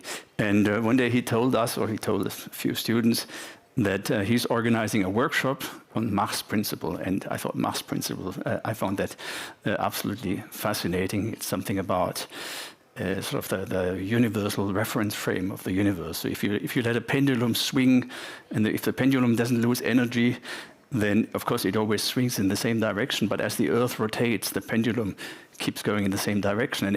And even as the Earth goes around the Sun, the pendulum keeps going in the same direction. And as the Sun goes around the center of our galaxy, it still keeps doing this. So there seems to be something absolute, which kind of contradicts general relativity. People are still discussing this, and the workshop didn't resolve it. But the workshop took place on the Max Planck campus. So I thought, I'm going to look up this other guy. And then I got to know the Max Planck Institute, where I then did my master's thesis. And then the chance came up to apply for a fellowship to go to America, to Bell Labs.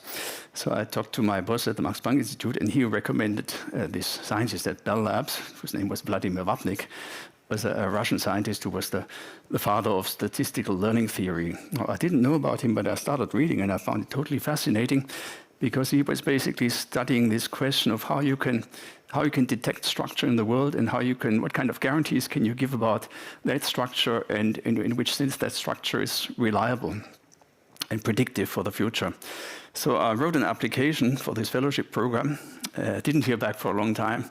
At some point they got back and said, well, we think your application, you mentioned you study philosophy, probably it was considered too theoretical for Bell Labs.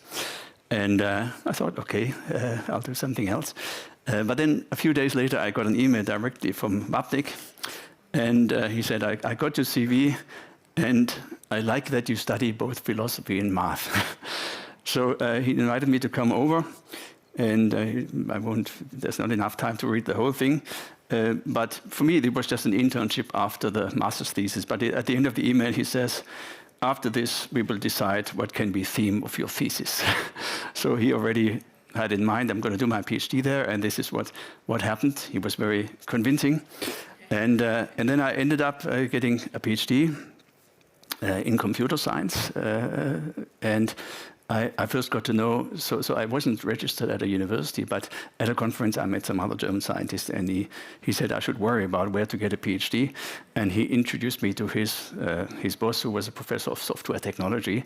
So I first met this professor in the PhD defense, and they gave me a PhD, and here the second person from the left, or the person on the left is that Professor Stefan Hennin, second one is Vladimir Vapnik, and you can see that the gear that you get if you have a PhD in Germany is nowhere near as sophisticated as in Finland. So fast forward a little bit, so or actually still in the year of my PhD defense, 1997. That was also the year when Deep Blue first beat the current world champion in chess, Garry Kasparov, in an overall match. And I think this is a very interesting picture, because if you look at the picture, on the left we have Garry Kasparov, on the right you have Deep Blue, but it looks like Deep Blue is some pretty ordinary bloke sitting there. And the reason, of course, was that Deep Blue wasn't able to move chess pieces, so it was very clever at playing chess. This was still the old symbolic AI. You program the rules, and it can do it, but it couldn't move chess pieces. So when I got my job at Max Planck, one of the first problems, and this is an example of what was called Moravec's paradox. So somehow the problems that appear difficult, such as playing chess, were surprisingly hard, but the problems that appear easy, such as taking a chess piece, even recognizing it, taking it and move it, were surprisingly hard. So this is one of the first things that we immediately wanted to do machine learning instead of symbolic rule-based AI. So we trained a system, and this looks very embarrassing, but at the time this was the state of the art. This was one of the first things we did in Tübingen. We trained a system to recognize chess pieces and move them.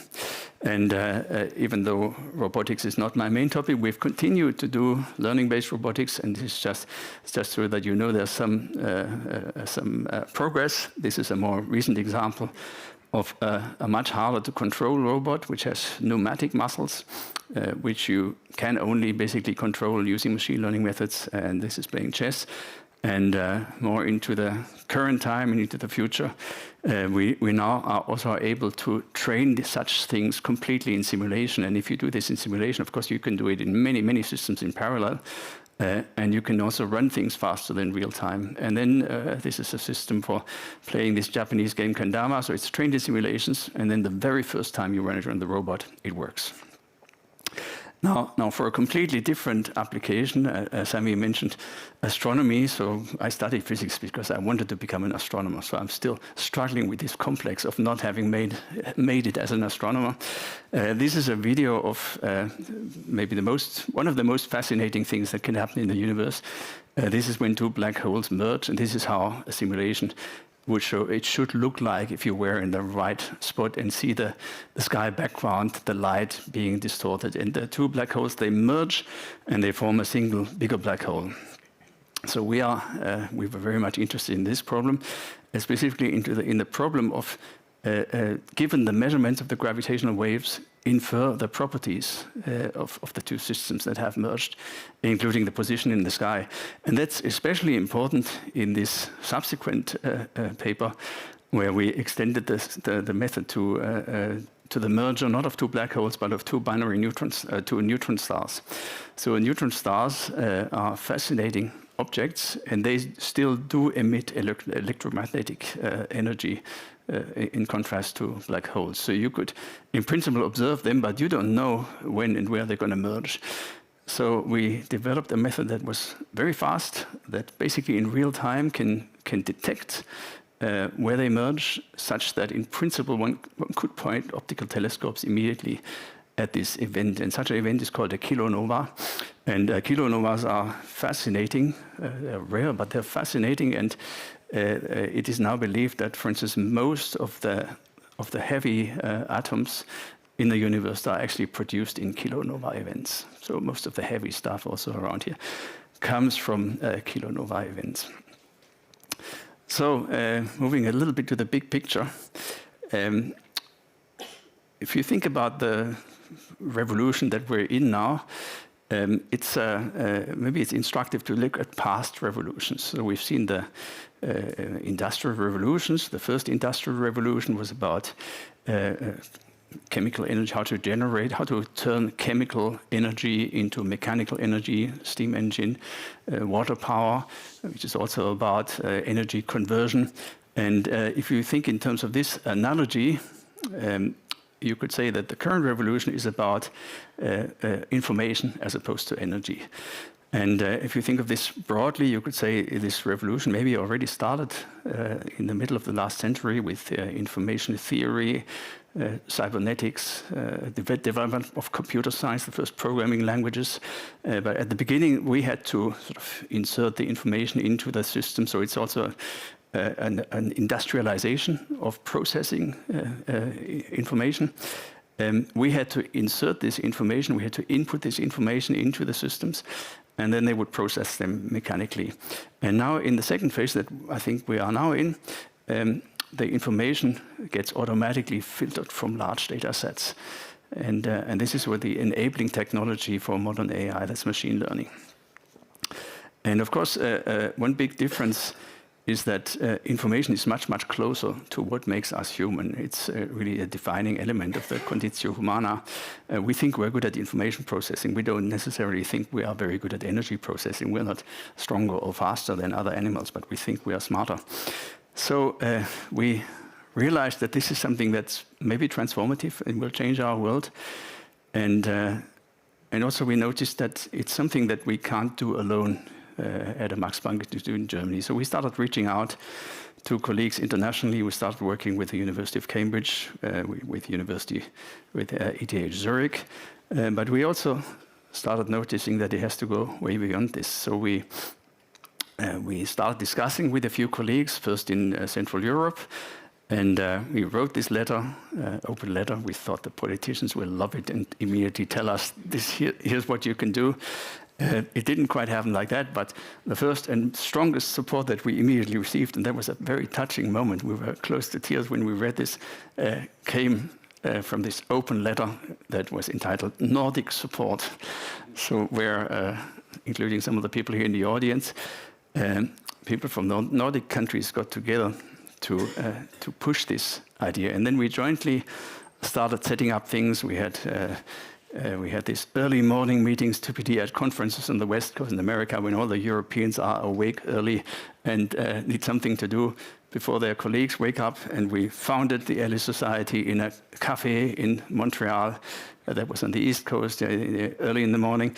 I remember a memorable occasion you see at the bottom when we had an early morning meeting in Vancouver. And we convinced the Vancouver Bach Choir, that's a connection to one of the previous talks, to give us an impromptu flash mob. It was very surprising, some European culture suddenly happening in Canada. So this was a fantastic time, very much all having shared goals. We started launching research programs, working together with CIFAR in Canada. We had an open call to found ELLIS units across Europe, and we got many, many more proposals than we expected. Even though we couldn't offer any money, the politicians hadn't given us anything, so it was just a grassroots organization. But everybody noticed, oh wow, this is driven by sort of our shared goals in Europe, and everybody wanted to be part of it. And of course, Helsinki was a very important part of that. And I remember Helsinki also, and especially Sami, when there was a call for a network of excellence in Europe, and we thought, well, we somehow have to take part, but we were not very experienced with EU projects. We were mostly scientists who sort of want to work on our things. And then we managed to convince our colleagues in Finland that they would spearhead this project. And I think this was our board meeting. We always have these online meetings where the news was first announced or discussed. And I remember Sami was there and he was saying, I don't know if this is good news or not. So he was anticipating a lot of work, and he and his colleagues here have invested a lot of work in this, of course. And also now, so here on the left, a picture from founding the ELLIS Institute in Tübingen, on the right, the Finnish ELLIS Institute. And we're hoping for many more to come. So now, at the end of my talk, I want to go back to science. So a lot has happened since I first started my lab in Tübingen. I showed you this very slow robot. Now, of course, AI is considered almost identical with language models.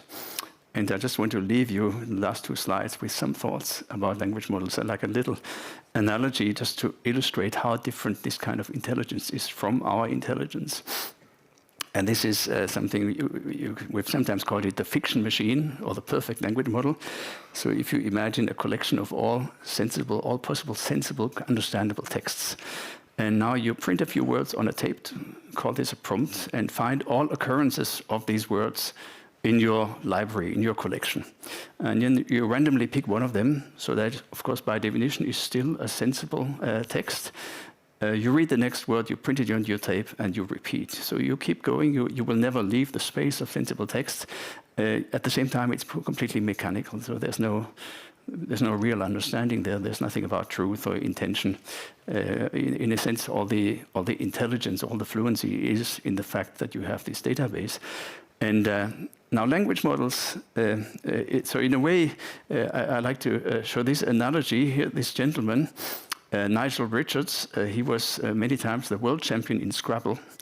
And at some point, he got bored with it, and he decided to compete in the Francophone Scrabble World Championship. But he doesn't speak French.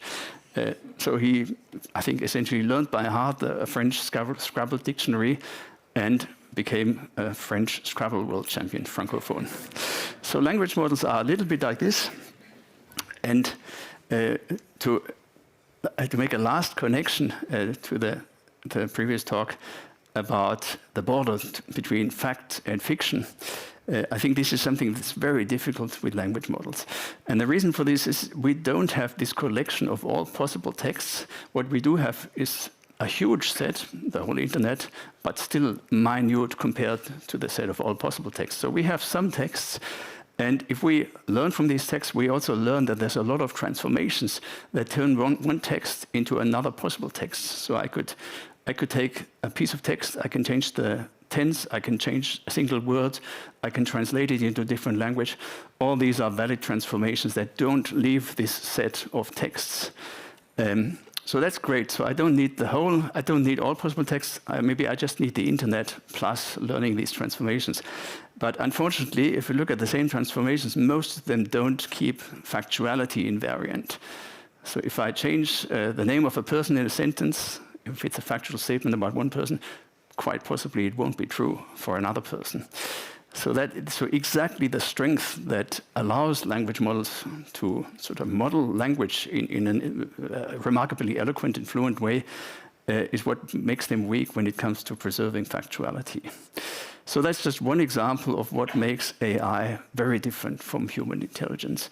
And maybe I want to leave you with this final quote, which is from the editor of the Manchester Guardian on the 100-year anniversary of their newspaper, who said, "Comment is free, but facts are sacred." Thank you very much.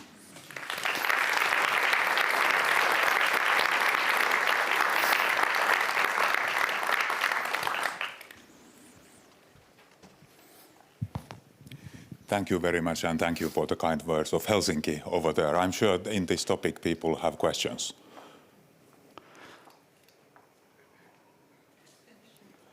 Oh, this is the first one. I thought, yeah.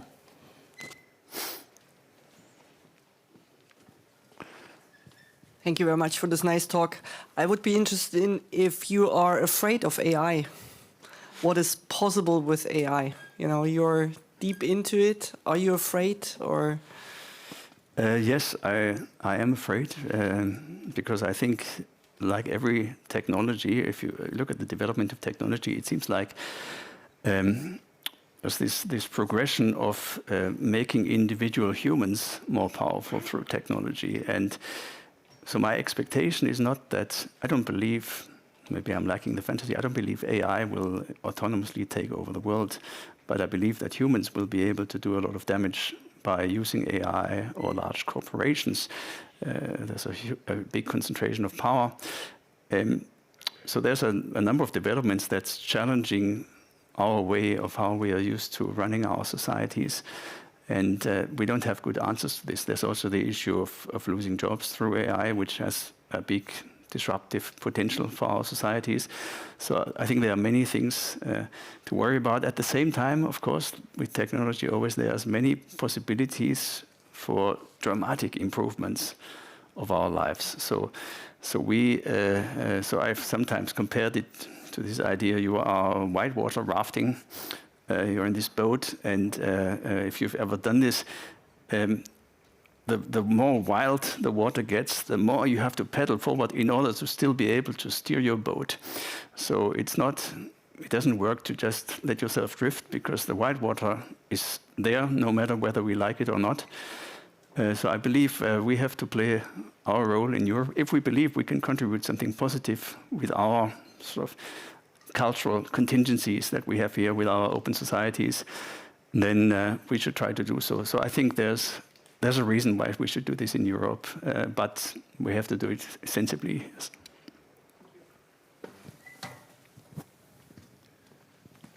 Ilkka.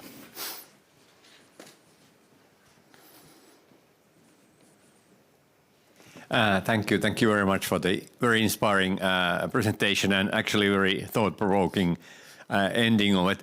I was sort of a little bit wondering, so because this, developing AI is actually a very global thing, and there's a sort of an European way of doing that, and then there's the US way and the Chinese. Until now, we have thought that science goes forward fastest and best when there's openness and collaboration. How do you see this developing in the future? For example, in particular, the collaboration between European researchers, the development in China and the development in the US. Yes, I think this is a very good question, and it's quite remarkable. If you imagine 5 years ago, someone would have told us in 5 years that developments in America will basically be behind closed doors, and the country that is pushing open source most will be China. People would have thought you are joking, no? And somehow we have found ourselves in this reality now. So there's this discussion. So people are worried about what is possible with AI, and then there are large companies in America that tell us our models are so capable that they're dangerous, so they are best kept behind closed doors, and only we should have access to them. So it's so the models are dangerous, and of course, if you have a model that allows a new level of cyber attack, then maybe it's good if you first share it with the people who have sensitive systems that need to be defended. So there's a certain degree of sense to this attitude. At the same time, all this is heavily confounded by economical interests, because those same companies are preparing IPOs right now. And of course, it's a very good story to tell that our models are so good that we can't share them with anyone. And there's very heavy competitive pressure. So then the opposite argument is to say, so I don't want to dismiss this. I think there's a reason to say this is dangerous, we don't share it with everyone. But at the same time, there's also a reason for transparency, and there's a reason for the public to know how these models work, what exactly went into the training sets. And then that is the case for open source and open access and open data. And it's my personal view that on balance, the arguments on that side are stronger. But I think with all these developments, not just in AI, but especially in AI, we need a certain degree of humility, because it's very hard to predict the future. Yeah. Many thanks. I believe we are out of time. Thank you.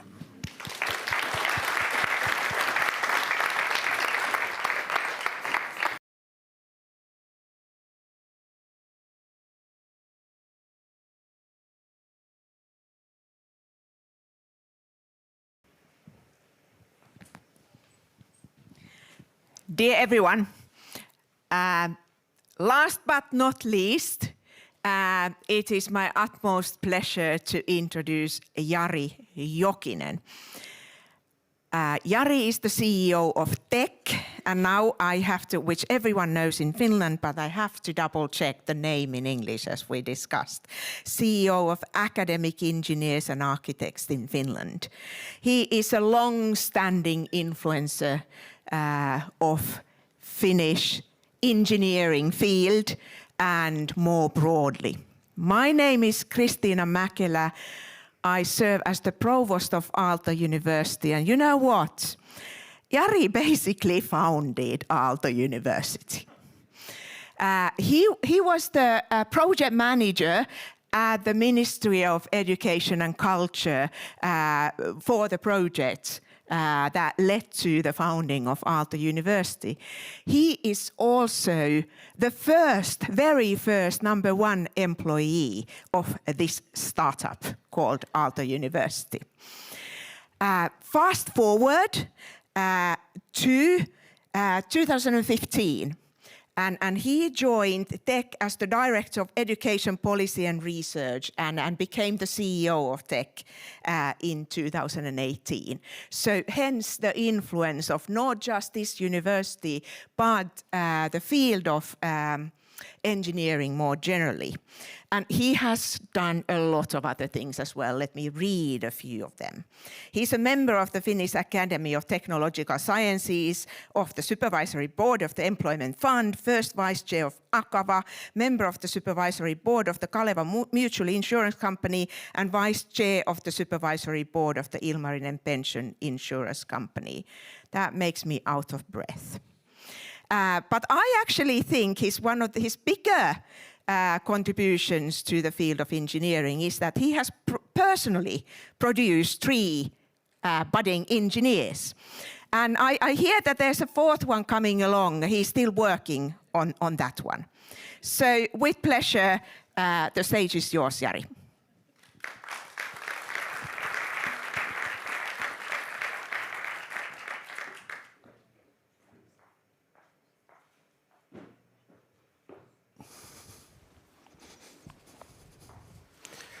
Thank you very much, Tiina. Distinguished President, dear Ilkka, distinguished professors, dear students, ladies and gentlemen. I'll have to carry on to that 4th children issue and the theme of today concerning beyond boundaries. The problem with this beautiful young 17-year-old upper secondary school student is that her future plan is not in engineering, but in finding a noble German millionaire. And I've been trying to suggest that you might need a plan B, but haven't been successful so far. By the way, why Germany? Because there are motorways you can drive fast, so there are logic behind this. I'll have to say that I very seldomly feel nervous in speaking in front of public, but today this really is the case. But then I understood, I would like to thank the organizers for putting me as last speaker, because at least at the Finnish 10 o'clock news, the last story is always very light and fun, so I have no that kind of academic background as you wonderful scholars who gain tomorrow the honorary doctorate, but perhaps some sweat and tears for Aalto University for a couple of years. Actually, well, I've studied industrial engineering and management, and so I'm sort of engineer, but I've never actually worked as an engineer, because when I started studying in the late 80s, a possibility came up that Finland could join the European Union. So I was very enthusiastic about that. Of course, EU is like any other organization; it needs to develop itself, and there are problems there as well. But after being living childhood next to Soviet Union, having always the same president, I really felt that this is fresh breath of air, and actually. It influenced my career a lot. So I've worked as a civil servant and here at Aalto University and Finnish permanent representation in Brussels and for 2 years as a development manager in a company, but that wasn't my thing. If we think of going beyond boundaries, I think one of the wonders in founding Aalto was that the plans in the beginning were extremely vague. There were no concrete steps we had in front of us. We just had the vision presented by the rector Yrjö Sotamaa from University of Art and Design, Helsinki. In his address for the academic year in September 2005, he said that from the standpoint of the nation's prosperity and long-term future, greater benefits would be derived from establishing a new university through the merger of University of Art and Design Helsinki, the Helsinki University of Technology, and the Helsinki School of Economics. And that's it.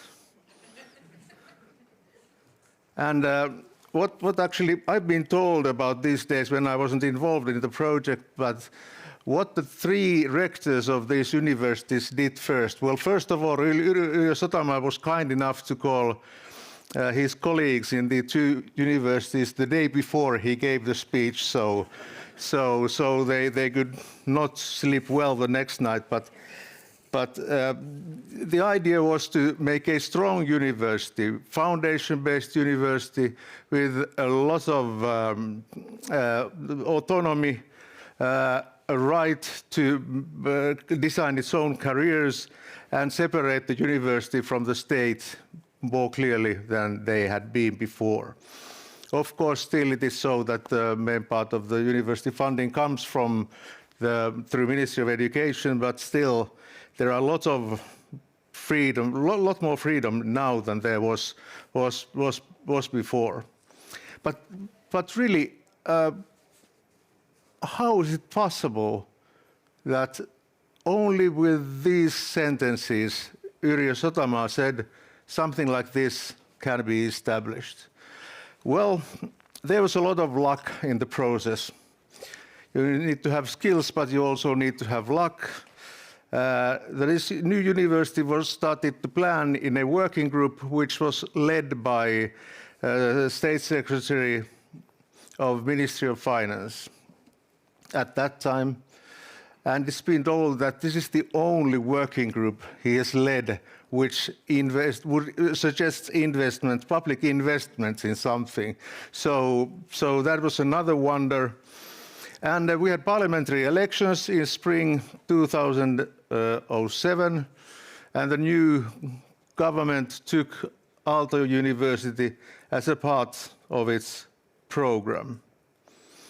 What the Matti Vanhanen's government program said in April 2007.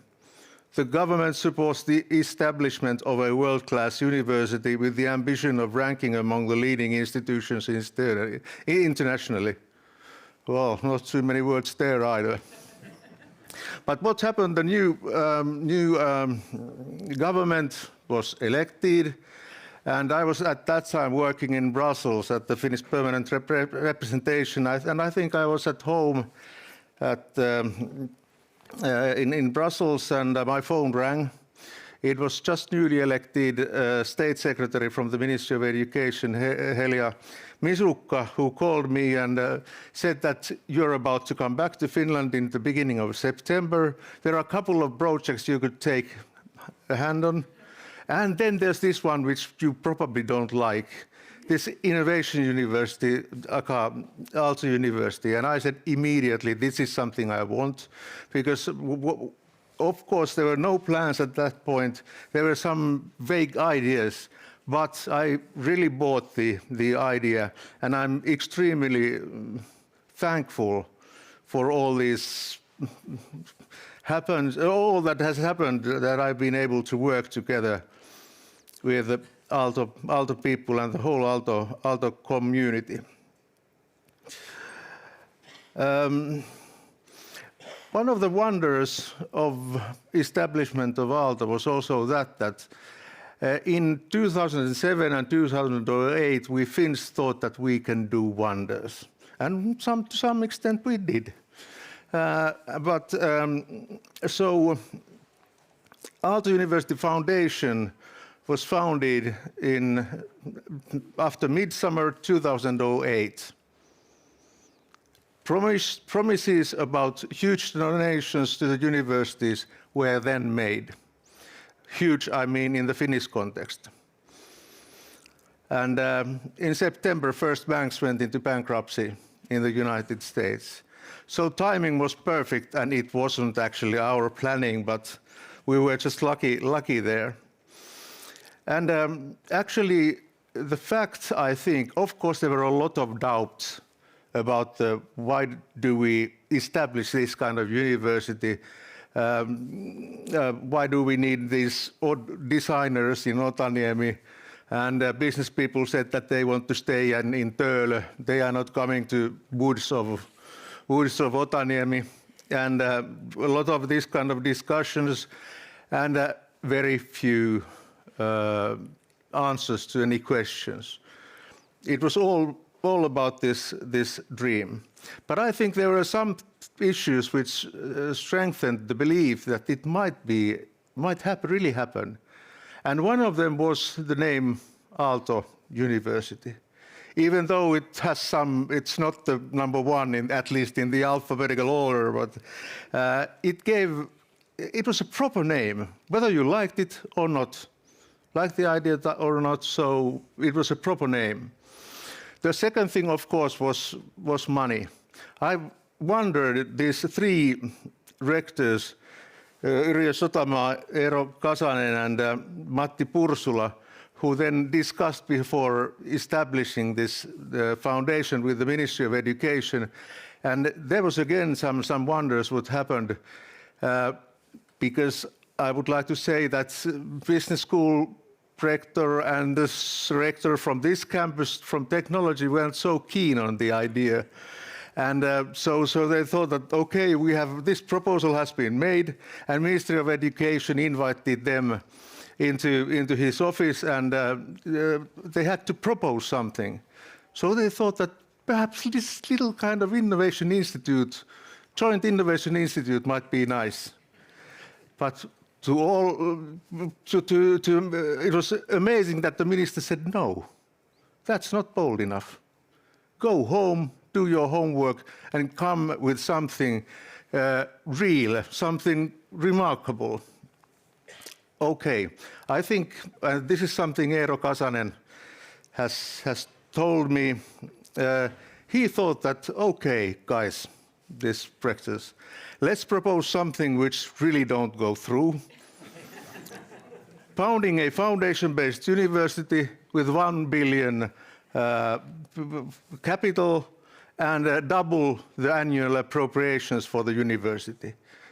And to their great amazement, minister said, okay, yes. So the plan didn't work, but Aalto is now here. And I would like to underline the importance of the whole Aalto community. As you know, it is not easy to change universities. It's just like moving a graveyard. You don't get much help from inside. But there was enthusiasm and a lot of contributions. I learned, I hadn't been working in this time of university context before as I did in Aalto, and I realized that you have two excellent perks of the job. First are, of course, the students who demand you to renew your activities. And the second one is if you have a problem, you don't have to think about it alone. You have a lot of experts, a lot of researchers, a lot of professors who have been thinking about that problem a lot before you even knew that you have that problem. So to phone to a friend was something you could always do. And maybe one further wonder of this process was that Aalto University properties were in bad shape, so other universities didn't want to have anything to do with Aalto University properties, or at least TKK, University of Technology properties, because there was so much renovation to be done. So Aalto University got its own property company, owned by 2/3 by the university and 1/3 by the state of Finland. I was having a lunch at the parliament cafeteria, and just by accident I heard that there's a scrutiny committee in the parliament which is thinking or rethinking the state-owned properties and how they should use it. And of course started immediately fierce lobbying, and the end result was that Parliament said that okay, state should sell the university ownership in university properties. It was quite a tricky negotiation though I remember, well, we thought that this is a business thing. So our chief financial officer went to negotiate the thing, but she came back and said, Jari, I think you should come with us next time. It's about politics. And I had to say to this civil servant from the Ministry of Finance that, do you really mean that Ministry of Finance doesn't have to follow the decisions by the Parliament? No, but we haven't been listened in these questions, said the civil servant. And I said, oh, you mean that you don't have to follow the decisions of the Parliament if you are not being heard by the Parliament? And what happened then was that they threw us out from the negotiation room for, let's say, half an hour, and we came in and did the deal. Thank you very much. This is an honor which I really appreciate. I'm extremely thankful to Aalto and Aalto community. Okay, sweat and tears sometimes, but this immense experience, I'm really happy to be part of this community. Thank you very much.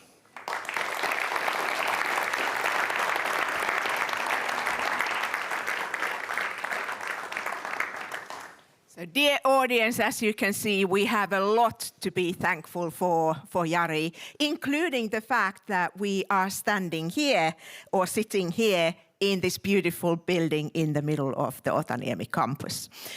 I open the floor for questions now. Here's one. Jussi. Okay, thank you, Jari, for a very, very interesting talk from the how we were built up. But sort of one thing that I would like to ask is related to your current role in the tech. So now, during the Aalto times, we have really transformed ourselves as an international university. So how do you see the role for, let's say, international engineers in Finland in long run? I think they are crucial for our economy. So at least we at Tech welcome them.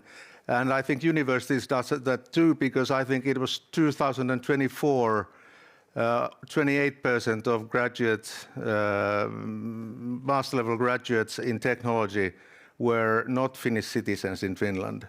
So we really can't cope without these experts from other parts of the globe.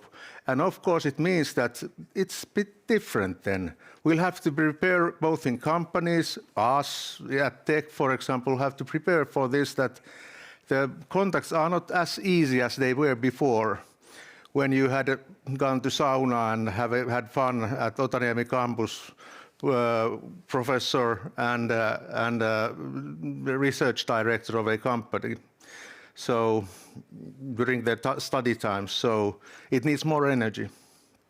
And with reference to this, the topic of today's talks, talent doesn't obey borders. Mm-hmm. Further questions? Here, Petri. Thank you very much, Jari. I guess there are many visions and ideas in the world, and very seldom those visions actually become reality. And I guess one of the prerequisites is that enough people start to believe in them. Do you still remember what was the moment that you sort of really started to believe that this will be something great? Well, I think it was when the foundation was founded and when the board started its work. It was really the new board. It was very credible bunch of people. So everybody knew that these are not people to play with, but these are serious. So I thought that was the moment. That was the moment. By the way, I'll have to say, when I look at the time, that sometimes I've been invited to give an address in a graduation ceremony here at this campus, and I'm the last speaker. So I know what it means to be in between the festivities and cocktails. So I don't want to use too much of your time, but any questions, I'll be happy to answer.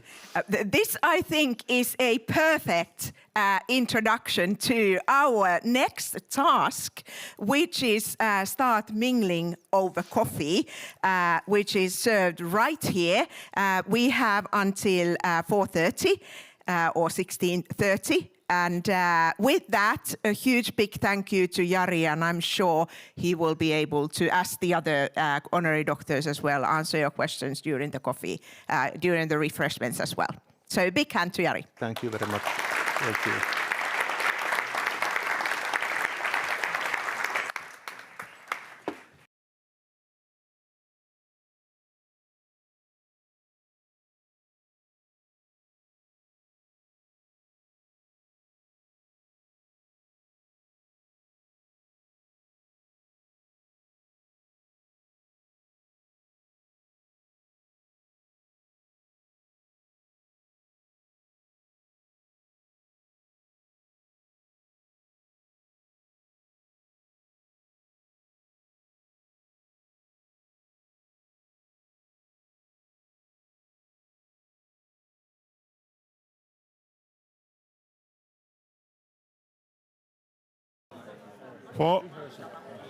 Kuuluuko tämä? For the honorary doctors and their hosts,